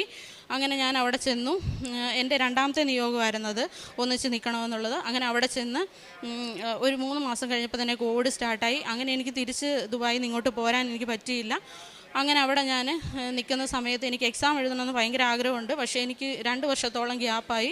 അന്നത്തെ റൂൾ പ്രകാരം 6 മാസത്തിനുള്ളിൽ നമ്മൾ എക്സാം എഴുതണം. 6 മാസത്തിൽ കൂടുതൽ ഗ്യാപ്പ് നമുക്ക് പാടില്ല എന്നായിരുന്നു. അങ്ങനെ കോവിഡ് സ്റ്റാർട്ട് ചെയ്തത് ഇതിൻ്റെ ഫലമായിട്ട് അവരവിടുത്തെ റൂൾസും കാര്യങ്ങളെല്ലാം മാറ്റി 2 വർഷത്തെ ഗ്യാപ്പ് ഉണ്ടെങ്കിൽ എക്സാം എഴുതാമെന്നുള്ള നിയമം അവിടെ വന്നു. അങ്ങനെ എനിക്ക് ഭയങ്കര സന്തോഷമായി. ഞാൻ പെട്ടെന്ന് തന്നെ എൻ്റെ ഡേറ്റ ഫ്ലോ ചെയ്യാൻ വേണ്ടിയിട്ട് എൻ്റെ സർട്ടിഫിക്കറ്റും കാര്യങ്ങളും എല്ലാം കൊടുത്തു. അങ്ങനെ ഞാൻ പഴയ ക്ലിനിക്കിൽ വർക്ക് ചെയ്തെടുത്തതും ഡോക്ടർ എന്നെ ഹെൽപ്പ് ചെയ്ത് സർട്ടിഫിക്കറ്റും പേപ്പറും കാര്യങ്ങളെല്ലാം പെട്ടെന്ന് റെഡിയാക്കി ഞാൻ കൊടുത്തു. ഞാനൊരു ക്ലാസ്സും അറ്റൻഡ് ചെയ്തില്ല. എൻ്റെ ഫ്രണ്ട്സൊക്കെ എനിക്ക് കുറേ ക്വസ്റ്റ്യൻസ് ഓൺലൈനായിട്ട് അവർ അയച്ചു തന്നു. ആ PDF മാത്രം പഠിച്ചിട്ടാണ് ഞാൻ പോയി എക്സാം എഴുതിയത്. അങ്ങനെ ഞാൻ ഫസ്റ്റ് അറ്റംപ്റ്റിൽ തന്നെ DHA പാസ്സായി. അതായിരുന്നു എനിക്ക് മാതാവ് തന്ന ആദ്യത്തെ അനുഗ്രഹം. എൻ്റെ രണ്ടാമത്തെ നിയോഗമാണ് എനിക്ക് ആദ്യം സാധിച്ചു കിട്ടിയത്. അങ്ങനെ ഞാൻ ഹസ്ബൻഡ് ഒന്നിച്ച് ദുബായിലായിരുന്നു. അങ്ങനെ ഞാനും ഇവിടെ നേഴ്സായിട്ട് ജോലി ചെയ്യുമായിരുന്നു. അതിനുശേഷം 2022 ഞാൻ നാട്ടിലൊന്ന് വന്നായിരുന്നു. എൻ്റെ അനിയത്തിമാരുടെ വിവാഹമായിരുന്നു. ആ വിവാഹത്തിന് വന്നിട്ട് ഞാൻ അപ്പം തന്നെ തിരിച്ചു പോവുകയും ചെയ്തു. കാരണം കല്യാണത്തിൻ്റെ തിരക്കുകളും കാര്യങ്ങളും കൊണ്ട് എനിക്ക് എവിടെയും പോകാൻ പറ്റിയില്ല. തിരിച്ചു പോയി. ഉടമ്പടി ഞാൻ പുതുക്കോ പിന്നെ അതിൻ്റെ ഒരു കാര്യങ്ങളും ഞാൻ ചെയ്തില്ല. കാരണം കോവിഡ് ആയിരുന്നതുകൊണ്ട് തന്നെ ഞാൻ അവിടെ 3 വർഷം സ്റ്റക്കായായിരുന്നു. ഞാൻ നാട്ടിലേക്ക് വന്നിട്ടുണ്ടായിരുന്നില്ല. അത് കഴിഞ്ഞ് ഞാൻ തിരിച്ചു ചെന്ന സമയത്ത് 2023 സെപ്റ്റംബറിൽ എനിക്ക് പെട്ടെന്ന് ഭയങ്കരമായൊരു വയറുവേദനയും ഛർദി ഉണ്ടായി. അങ്ങനെ ഞാൻ ഹോസ്പിറ്റലിൽ ചെന്നു. അങ്ങനെ ചെന്ന് ഡോക്ടറോട് ഞാൻ പറഞ്ഞു എനിക്ക് ഫുഡ് പോയ്സൺ ആയതാണെന്ന് ഞാൻ അങ്ങോട്ട് തന്നെ അവരോട് പറഞ്ഞു. അപ്പോൾ അവർ വേറെ ടെസ്റ്റും കാര്യങ്ങളും ഒന്നും ചെയ്തില്ല. അവരെനിക്ക് പെട്ടെന്ന് വേദനയ്ക്കുള്ള മെഡിസിൻസും ഛർദിക്കുള്ള ഇഞ്ചക്ഷൻസും എല്ലാം തന്ന് 2 ദിവസം കൊണ്ട് ഞാൻ സ്റ്റേബിളായി. അന്ന് തന്നെ ഒബ്സർവേഷൻ കിടത്തിയിട്ട് എന്നെ വീട്ടിലേക്ക് വിട്ടു. 2 ദിവസം പിന്നെ എനിക്ക് ഒരു കുഴപ്പമില്ല, ഒരു വേദനയില്ലായിരുന്നു. അത് കഴിഞ്ഞ് 3-ാമത്തെ ദിവസം എനിക്ക് വീണ്ടും അതുപോലെ തന്നെ എനിക്ക് വേദന സ്റ്റാർട്ടായി. ഭയങ്കരമായ വയറുവേദനയും ഛർദിയും വീണ്ടും തുടങ്ങി. അങ്ങനെ രാത്രി തന്നെ ഞങ്ങൾ അവിടെ ആസ്റ്റർ ഹോസ്പിറ്റലിൽ പോകാൻ തീരുമാനിച്ചു. തീരുമാനിച്ചു. രാത്രി തന്നെ ഹസ്ബൻഡ് എന്നെ ആയിട്ട് ആസ്റ്റർ ഹോസ്പിറ്റലിലേക്ക് പോയി. അങ്ങോട്ട് പോകുന്ന വഴിക്ക് എനിക്ക് തീരെ നടക്കാൻ പോലും പറ്റുന്നുണ്ടായിരുന്നില്ല. ഹസ്ബൻഡ് എന്നെ എടുത്ത് കാറിൻ്റെ പുറകിൽ കിടത്തിയാണ് എന്നെ ഹോസ്പിറ്റലിലേക്ക് കൊണ്ടുപോകുന്നത്. അവിടെ ചെന്നാണ് ഞങ്ങളിങ്ങനെ ഒരു ന്യൂസ് അറിയുന്നത്. എനിക്ക് ട്യൂബൽ പ്രഗ്നൻസി ആയിരുന്നു, ഫുഡ് പോയ്സൺ ഒന്നും ആയിരുന്നില്ല. അപ്പോഴേക്കും ഉള്ള മെഡിസിൻസ് എല്ലാം എടുത്ത് എൻ്റെ ട്യൂബ് റപ്ചറായിട്ടുണ്ടായിരുന്നു. അങ്ങനെ ട്യൂബ് റപ്ചറായി എനിക്ക് ഇൻറ്റേർണൽ ബ്ലീഡിങ് ആയിട്ട് ആണ് ഞാൻ അവിടെ ഹോസ്പിറ്റലിൽ ചെല്ലുന്നത്. പെട്ടെന്ന് തന്നെ ഞങ്ങൾ 2 മണിയായപ്പോൾ ചെന്നു. 4:30 ആയപ്പോഴത്തേക്കും പെട്ടെന്ന് എന്നെ സർജറിക്ക് കയറ്റി. ഇപ്പം ഞാൻ ഹസ്ബൻഡ് മാത്രം അവിടെ, വേറെ ആരും ഞങ്ങൾക്ക് സഹായത്തിനില്ല. രാത്രി ആയിരുന്നുകൊണ്ട് ഹസ്ബൻഡിനോട് ഞാൻ പ്രത്യേകം പറഞ്ഞു, എൻ്റെ വീട്ടിലോ ഒരിടത്തും ആരെയും ഈ കാര്യങ്ങളൊന്നും അറിയിക്കരുത്, എല്ലാം കഴിഞ്ഞിട്ട് നാളെ നമുക്ക് പറയാമെന്ന് പറഞ്ഞു. അങ്ങനെ രാത്രി തന്നെ എന്നെ സർജറി ചെയ്തു. പിറ്റേ ദിവസം രാവിലെ എന്നെ റൂമിലേക്ക് മാറ്റി കഴിഞ്ഞപ്പോഴാണ് എൻ്റെ വീട്ടിലുള്ളവരും എല്ലാവരും അറിയുന്നത്. എല്ലാവർക്കും ഭയങ്കര വിഷമമായി. അതോടുകൂടി എനിക്ക് യാതൊരു മെറിറ്റും ഇല്ലാതെയായി. കാരണം ഇത്രയും വർഷമായിട്ട് എനിക്ക് കുഞ്ഞുങ്ങളില്ല. അതിൻ്റെ ഇടയ്ക്ക് ഒരു ട്യൂബും കൂടെ നഷ്ടമായി. പിന്നെ എനിക്കൊരു ട്യൂബാണ് ബാക്കിയുള്ളത്. അങ്ങനെ ഇരുന്ന സമയത്ത് ഞാൻ ലാസ്റ്റ് ഇയർ 2024 നവംബറിൽ ഞങ്ങൾ നാട്ടിലേക്ക് വരാൻ തീരുമാനിച്ചു. അപ്പോൾ ഹസ്ബൻഡിന് ലീവ് ഉണ്ടായിരുന്നില്ല, ആകെ 10 ഡേയ്സേ ലീവ് ഉണ്ടായിരുന്നുള്ളൂ. എനിക്കൊരു മാസം ലീവും ഉണ്ടായിരുന്നു. അങ്ങനെ ഞങ്ങൾ 2 പേരും നാട്ടിൽ വന്നു. നാട്ടിൽ വന്ന സമയത്ത് ആദ്യം തന്നെ ഞങ്ങളൊരു ട്രീറ്റ്മെൻറ്റ് എടുക്കാനാണ് തീരുമാനിച്ചത്. കാരണം ഇതുവരെ ഞങ്ങൾക്ക് ഒരു ട്രീറ്റ്മെൻറ്റിന് പോകാൻ പറ്റിയിട്ടുണ്ടായിരുന്നില്ല. കാരണം ദുബായിലെ സാഹചര്യം കൊണ്ട് ഹസ്ബൻഡിന് ജോലി, പുള്ളി എങ്ങനെയെങ്കിലും ലീവ് ഒപ്പിച്ച് വരുമ്പം എനിക്ക് പോകാൻ പറ്റില്ല. അങ്ങനത്തെ ഉള്ള ബുദ്ധിമുട്ട് കാരണം ഞങ്ങളൊരു ട്രീറ്റ്മെൻറ്റും എടുത്തിട്ടില്ലായിരുന്നു. അങ്ങനെ ഞങ്ങൾ വന്നു. ഇവിടുത്തെ നാട്ടിലെ തന്നെ ഒരു ഫേമസ് ഇൻഫെർട്ടിലിറ്റി സെൻറ്ററിലേക്കാണ് ഞങ്ങൾ ആദ്യം പോയത്. അങ്ങനെ അവിടെ പോയി ചെന്ന് ഡോക്ടറെ കണ്ട് എൻ്റെ ഹിസ്റ്ററി ഫുള്ള് കേട്ടപ്പോൾ തന്നെ ഡോക്ടർ എന്നോട് പറഞ്ഞു, നിനക്ക് ഞാൻ IVF ആണ് സജസ്റ്റ് ചെയ്യുന്നത്. കാരണം നിനക്ക് സിംഗിൾ ട്യൂബാണ്, 7 വർഷമായിട്ട് കുഞ്ഞുങ്ങളില്ല. അപ്പോൾ അതുകൊണ്ട് നിനക്ക് IVF ചെയ്യുന്നതായിരിക്കും ഏറ്റവും ബെറ്റർ ഓപ്ഷൻ എന്ന് പറഞ്ഞപ്പോൾ ഞങ്ങൾക്ക് 2 പേർക്ക് IVFന് ഒരു താല്പര്യം ഉണ്ടായിരുന്നില്ല. തരുവാണെങ്കിൽ നോർമലായിട്ട് മാതാവ് നല്ലൊരു കുഞ്ഞിനെ തരിക, അല്ലെന്നുണ്ടെങ്കിൽ IVF ചെയ്യാൻ ഞങ്ങൾക്ക് താല്പര്യമില്ല. ആ ഒരു സ്റ്റാൻഡിലായിരുന്നു ഞങ്ങൾ.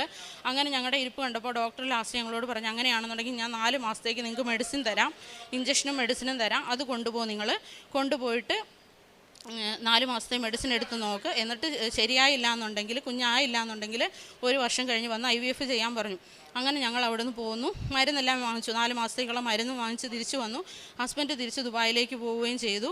എനിക്കൊരു മാസത്തെ ലീവ് ഉണ്ടായിരുന്നു. അങ്ങനെയാണ് ഞാൻ 26-ാം തീയതി നവംബറിൽ ഇവിടെ വന്ന് ഞാൻ ഉടമ്പടി എടുത്തു. വീണ്ടും പുതിയതായിട്ട് ഉടമ്പടി എടുത്തു. കാരണം ആ 3 വർഷം ഞാൻ അവിടെ ദുബായിലായിരുന്ന സമയത്ത് എൻ്റെ കയ്യിൽ നിന്ന് കാശ് രൂപ നഷ്ടപ്പെട്ടിട്ടുണ്ടായിരുന്നു. അപ്പോൾ എനിക്ക് ആ ഉടമ്പടി പുതുക്കാൻ പറ്റില്ലാത്തതുകൊണ്ട് പുതിയ ഉടമ്പടി ഞാൻ എടുത്തു. അങ്ങനെ ഉടമ്പടി എടുത്തിട്ട് ഞാൻ താഴേക്ക് ഇറങ്ങി വന്നപ്പം എനിക്ക് അച്ഛനെ കാണണമെന്ന് ഭയങ്കര ആഗ്രഹമായിരുന്നു. ഞാൻ ഉടമ്പടി എടുത്തിറങ്ങി വന്നപ്പോൾ അച്ഛൻ ഇവിടെ വന്ന് ആൾക്കാരെ ബ്ലെസ് ചെയ്യുന്നത് കണ്ടപ്പോൾ എനിക്ക് ഭയങ്കര ആഗ്രഹം തോന്നി അച്ഛനെ കാണണമെന്ന്. ഞാൻ ഉടനെ അവിടെ പ്രേക്ഷിതരോട് ചോദിച്ചപ്പോൾ അവർ പറഞ്ഞു, റിട്ടേൺ ടിക്കറ്റ് ഉണ്ടെങ്കിൽ അച്ഛനെ കാണാൻ പറ്റുമെന്ന് പറഞ്ഞു, റിട്ടേൺ ടിക്കറ്റ് ഉണ്ടെങ്കിൽ. അങ്ങനെ ഞാൻ പെട്ടെന്ന് ഞാൻ റിട്ടേൺ ടിക്കറ്റ് എടുത്തിട്ടില്ലായിരുന്നു, വേഗം പുറത്തിറങ്ങിപ്പോയി. ഞാൻ റിട്ടേൺ ടിക്കറ്റ് എടുത്ത് തിരിച്ച് ഇങ്ങോട്ട് കയറി വന്നപ്പോഴത്തേക്കും ഇവരെന്നോട് പറഞ്ഞു, ഹസ്ബൻഡും വൈഫും 2 പേരും ഉണ്ടെങ്കിൽ മാത്രമേ അച്ഛനെ കാണാൻ പറ്റുള്ളൂ എന്ന് പറഞ്ഞു. അപ്പോൾ എനിക്ക് ഭയങ്കര വിഷമത്തിലായി, കാരണം ഹസ്ബൻഡ് തിരിച്ചു പോയായിരുന്നു. അങ്ങനെ എനിക്കൊരു ഓപ്ഷനും ഇല്ലാതെ ഞാൻ ഇവിടെ നിന്ന് ഇറങ്ങി. ആ പുറത്തെ മാതാവിൻ്റെ രൂപത്തിൻ്റെ അവിടെ ചെന്ന് നിന്നിട്ട് ഞാൻ തിരിഞ്ഞു നോക്കിയിട്ട് മാതാവിനോട് ഞാൻ പറഞ്ഞു, അച്ഛൻ എന്നെ കണ്ടില്ലെന്നേ ഉള്ളൂ, മാതാവേ നീ എന്നെ കണ്ടിട്ടുണ്ടെന്നുള്ള വിശ്വാസത്തിൽ ഞാൻ ഇവിടുന്ന് പോവുകയാണെന്ന് പറഞ്ഞു. അങ്ങനെ ഞാൻ ഡിസംബർ 5-ാം തീയതി തിരിച്ച് ദുബായിലേക്ക് കയറിപ്പോയി. അങ്ങനെ അവിടെ ചെന്നിട്ട് എനിക്ക് 23-ാം തീയതിയാണ് പീരിയഡ്സ് ആവേണ്ട ഡേറ്റ്. അതിൻ്റെ സെക്കൻഡ് ഡേ തൊട്ടാണ് ഞാൻ മെഡിസിൻ എടുത്ത് തുടങ്ങേണ്ടത്. അന്നേരം എനിക്ക് 21-ാം തീയതി മംസ് എന്ന അസുഖം വന്നു, മുണ്ടിനീര്. എനിക്കത് വന്നതുകൊണ്ട് അതിനായിട്ടുള്ള ആൻറ്റിബയോട്ടിക് ഞാൻ എടുത്തുകൊണ്ടിരിക്കുന്നതുകൊണ്ട് അതിൻ്റെ കൂടെ നമുക്ക് വേറൊരു മെഡിസിൻസും എടുക്കാൻ പറ്റത്തില്ല. അങ്ങനെ മംസ് വന്ന സമയത്ത് എനിക്ക് ഭയങ്കര വിഷമം തോന്നി. ഞാൻ മെഡിസിൻ വാങ്ങിച്ചുകൊണ്ട് വന്നിട്ടും എനിക്കിനി അതൊന്നും കഴിക്കാൻ എനിക്ക് പറ്റുന്നില്ലല്ലോ, ഇതെന്താ ഇങ്ങനെയെന്നൊക്കെ ഓർത്ത്. എന്നാലും എനിക്ക് വിഷമമൊന്നും തോന്നിയില്ല. കാരണം എൻ്റെ വീട്ടിൽ നിന്ന് എൻ്റെ അനിയത്തിമാരും എൻ്റെ ചേച്ചിയൊക്കെ ഉടമ്പടിയിൽ എടുത്തിട്ടുള്ളവരാണ്, അവരൊക്കെ ഉടമ്പടിയിലാണ്.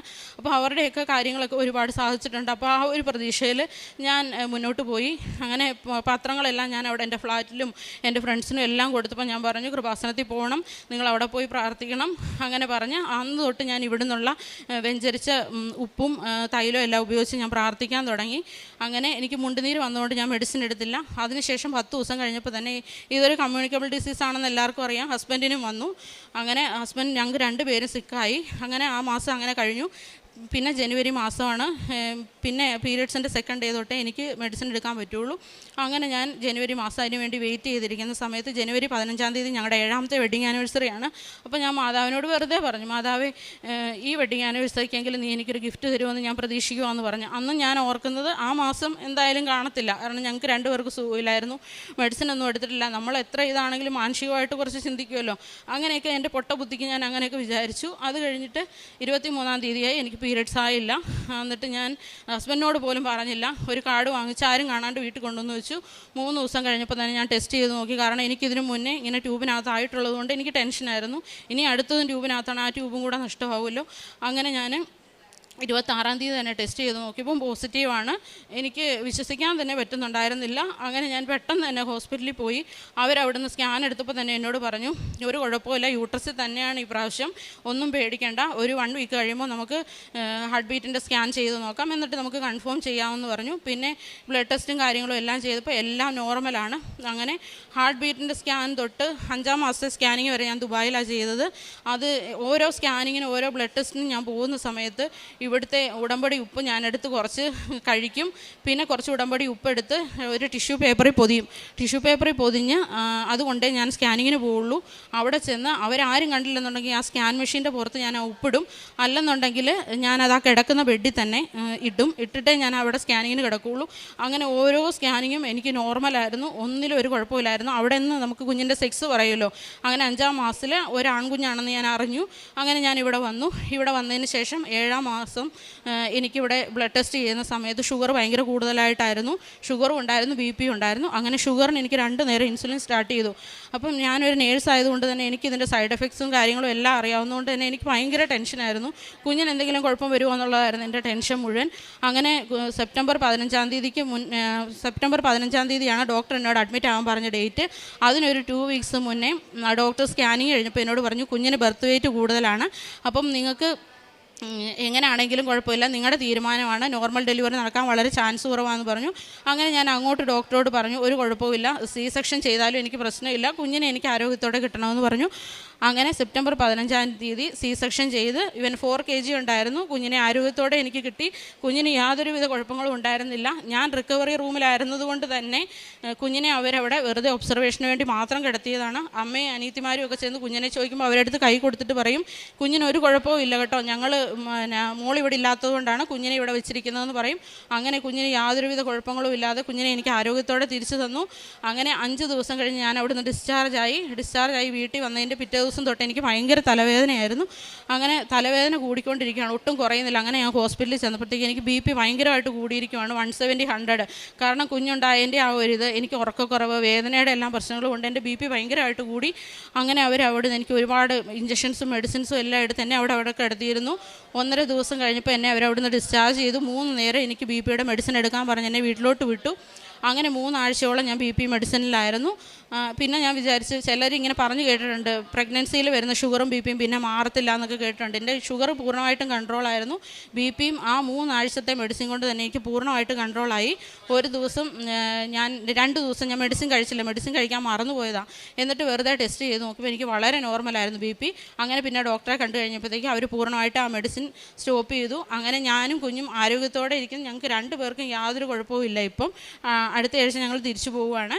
പിന്നെ എനിക്ക് 3ാമത് കിട്ടിയ അനുഗ്രഹം എൻ്റെ അമ്മയ്ക്കാണ്. അമ്മയ്ക്ക് ഇയർ ബാലൻസിൻ്റെ പ്രോബ്ലം ഉണ്ടായിരുന്നു. അങ്ങനെ അമ്മ ഒരു ദിവസം നടക്കാൻ പോയ സമയത്ത് റോഡിലൊന്ന് വീണിട്ട് അമ്മയുടെ കൈ ചതഞ്ഞിട്ട് കൈക്ക് ഭയങ്കരമായ വേദനയായിരുന്നു. അങ്ങനെ ഒരു 2-3 ദിവസം അമ്മ ഹോസ്പിറ്റലിൽ കിടന്നു. ഡോക്ടർ കുറേ മരുന്നും കാര്യങ്ങളും എല്ലാം കൊടുത്തു. അത് കഴിഞ്ഞിട്ട് പറഞ്ഞു, കുറയുന്നില്ലെന്നുണ്ടെങ്കിൽ വേറെ എങ്ങോട്ടേലും മാറ്റണമെങ്കിൽ മാറ്റാമെന്ന് പറഞ്ഞപ്പോൾ അമ്മ പറഞ്ഞു, വേണ്ട, കുഴപ്പമില്ല, വീട്ടിൽ ചെന്ന് ഞാൻ എക്സസൈസൊക്കെ ചെയ്ത് അങ്ങനെ മാറിക്കോളൂ എന്ന് പറഞ്ഞു. വന്നിട്ടും കുറച്ച് ദിവസം വേദന ഉണ്ടായിരുന്നു. അത് കഴിഞ്ഞിട്ട് പിന്നെ അത് തനിയെ മാറിപ്പോയി. പിന്നെ ഈ അടുത്ത കാലത്തായിട്ട് അമ്മയ്ക്ക് വീണ്ടും ആ വേദന സ്റ്റാർട്ട് ചെയ്തു. അപ്പോൾ അമ്മ അതിനോട് പറഞ്ഞപ്പോൾ ഞാൻ ഓർത്ത്, എൻ്റെ ഡെലിവറി എടുത്തിരിക്കുക, അപ്പോൾ അമ്മയ്ക്ക് ബുദ്ധിമുട്ട് വന്നു കഴിഞ്ഞ് കഴിഞ്ഞാൽ എന്നെ നോക്കാൻ ആരുമില്ല, അപ്പം കുഞ്ഞിനെ ഒന്ന് കൈമാറാൻ പോലും ആരുമില്ലല്ലോ എന്നൊക്കെ ഓർത്ത് ഞാൻ ഒത്തിരി വിഷമിച്ചു. ആ സമയത്ത് ഞാൻ അമ്മയ്ക്ക് വേണ്ടി നേർന്നു. ഞാൻ പറഞ്ഞു, മാതാവേ, കുഞ്ഞിനെ കിട്ടിയ സാക്ഷ്യം പറയാനായിട്ട് ഞാൻ കയറുമ്പം അമ്മയുടെ കൈയുടെ വേദന പൂർണ്ണമായിട്ട് സുഖപ്പെടുകയാണെന്നുണ്ടെങ്കിൽ ഞാൻ ഇവിടെ സാക്ഷ്യം പറഞ്ഞേക്കാവുന്ന നേർന്നു. അതിൻ്റെ ഫലമായിട്ട് അമ്മയ്ക്ക് യാതൊരു കുഴപ്പമില്ല. അമ്മയാണ് ഇപ്പം കുഞ്ഞിനെ എന്നെ നോക്കുന്നത് ഫുൾ ടൈം. അമ്മ ഇപ്പം ഞാനിവിടെ വന്നപ്പോൾ രാവിലെ 4 മണി തൊട്ട് അമ്മയാണ് കുഞ്ഞിനെ എടുത്തുകൊണ്ടിരിക്കുന്നത്. അമ്മയ്ക്ക് യാതൊരുവിധ കുഴപ്പങ്ങളും ഇല്ല. ഇത്രയധികം അനുഗ്രഹങ്ങളാണ് മാതാവ് ഉടമ്പടി വഴിയായിട്ട് എനിക്ക് നടത്തി തന്നത്. പിന്നെ ഞാൻ ദുബായിലായതുകൊണ്ട് തന്നെ എനിക്ക് കാരുണ്യപ്രവൃത്തികളും പ്രേക്ഷിത പ്രവർത്തനമൊക്കെ കുറച്ച് പാടാണ്. എന്നാലും സാമ്പത്തികമായ സഹായമാണ് ഞാൻ ചെയ്തു കൊടുത്തുകൊണ്ടിരുന്നത്. കാരണം എനിക്കതേ നടക്കുന്നുണ്ടായിരുന്നുള്ളൂ.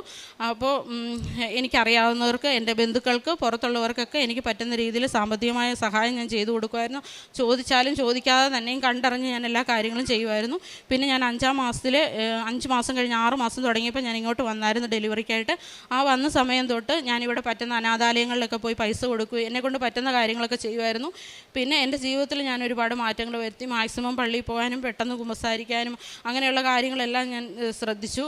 ഇവിടെ വന്ന ദിവസങ്ങൾ എനിക്ക് 9 മാസവും എനിക്ക് ഛർദിയായിരുന്നു. എന്നാലും എനിക്ക് രാവിലെ എഴുന്നേൽക്കുമ്പോൾ എനിക്ക് ഭയങ്കര ബുദ്ധിമുട്ടാണ്. പള്ളിയിലൊക്കെ പോകാൻ എനിക്ക് ഭയങ്കര പാടാണ്. എന്നാലും ഞാൻ മാക്സിമം എനിക്ക് പറ്റുന്ന അത്രയും ദിവസങ്ങളിൽ ഞാൻ പള്ളിയിൽ പോകുമായിരുന്നു.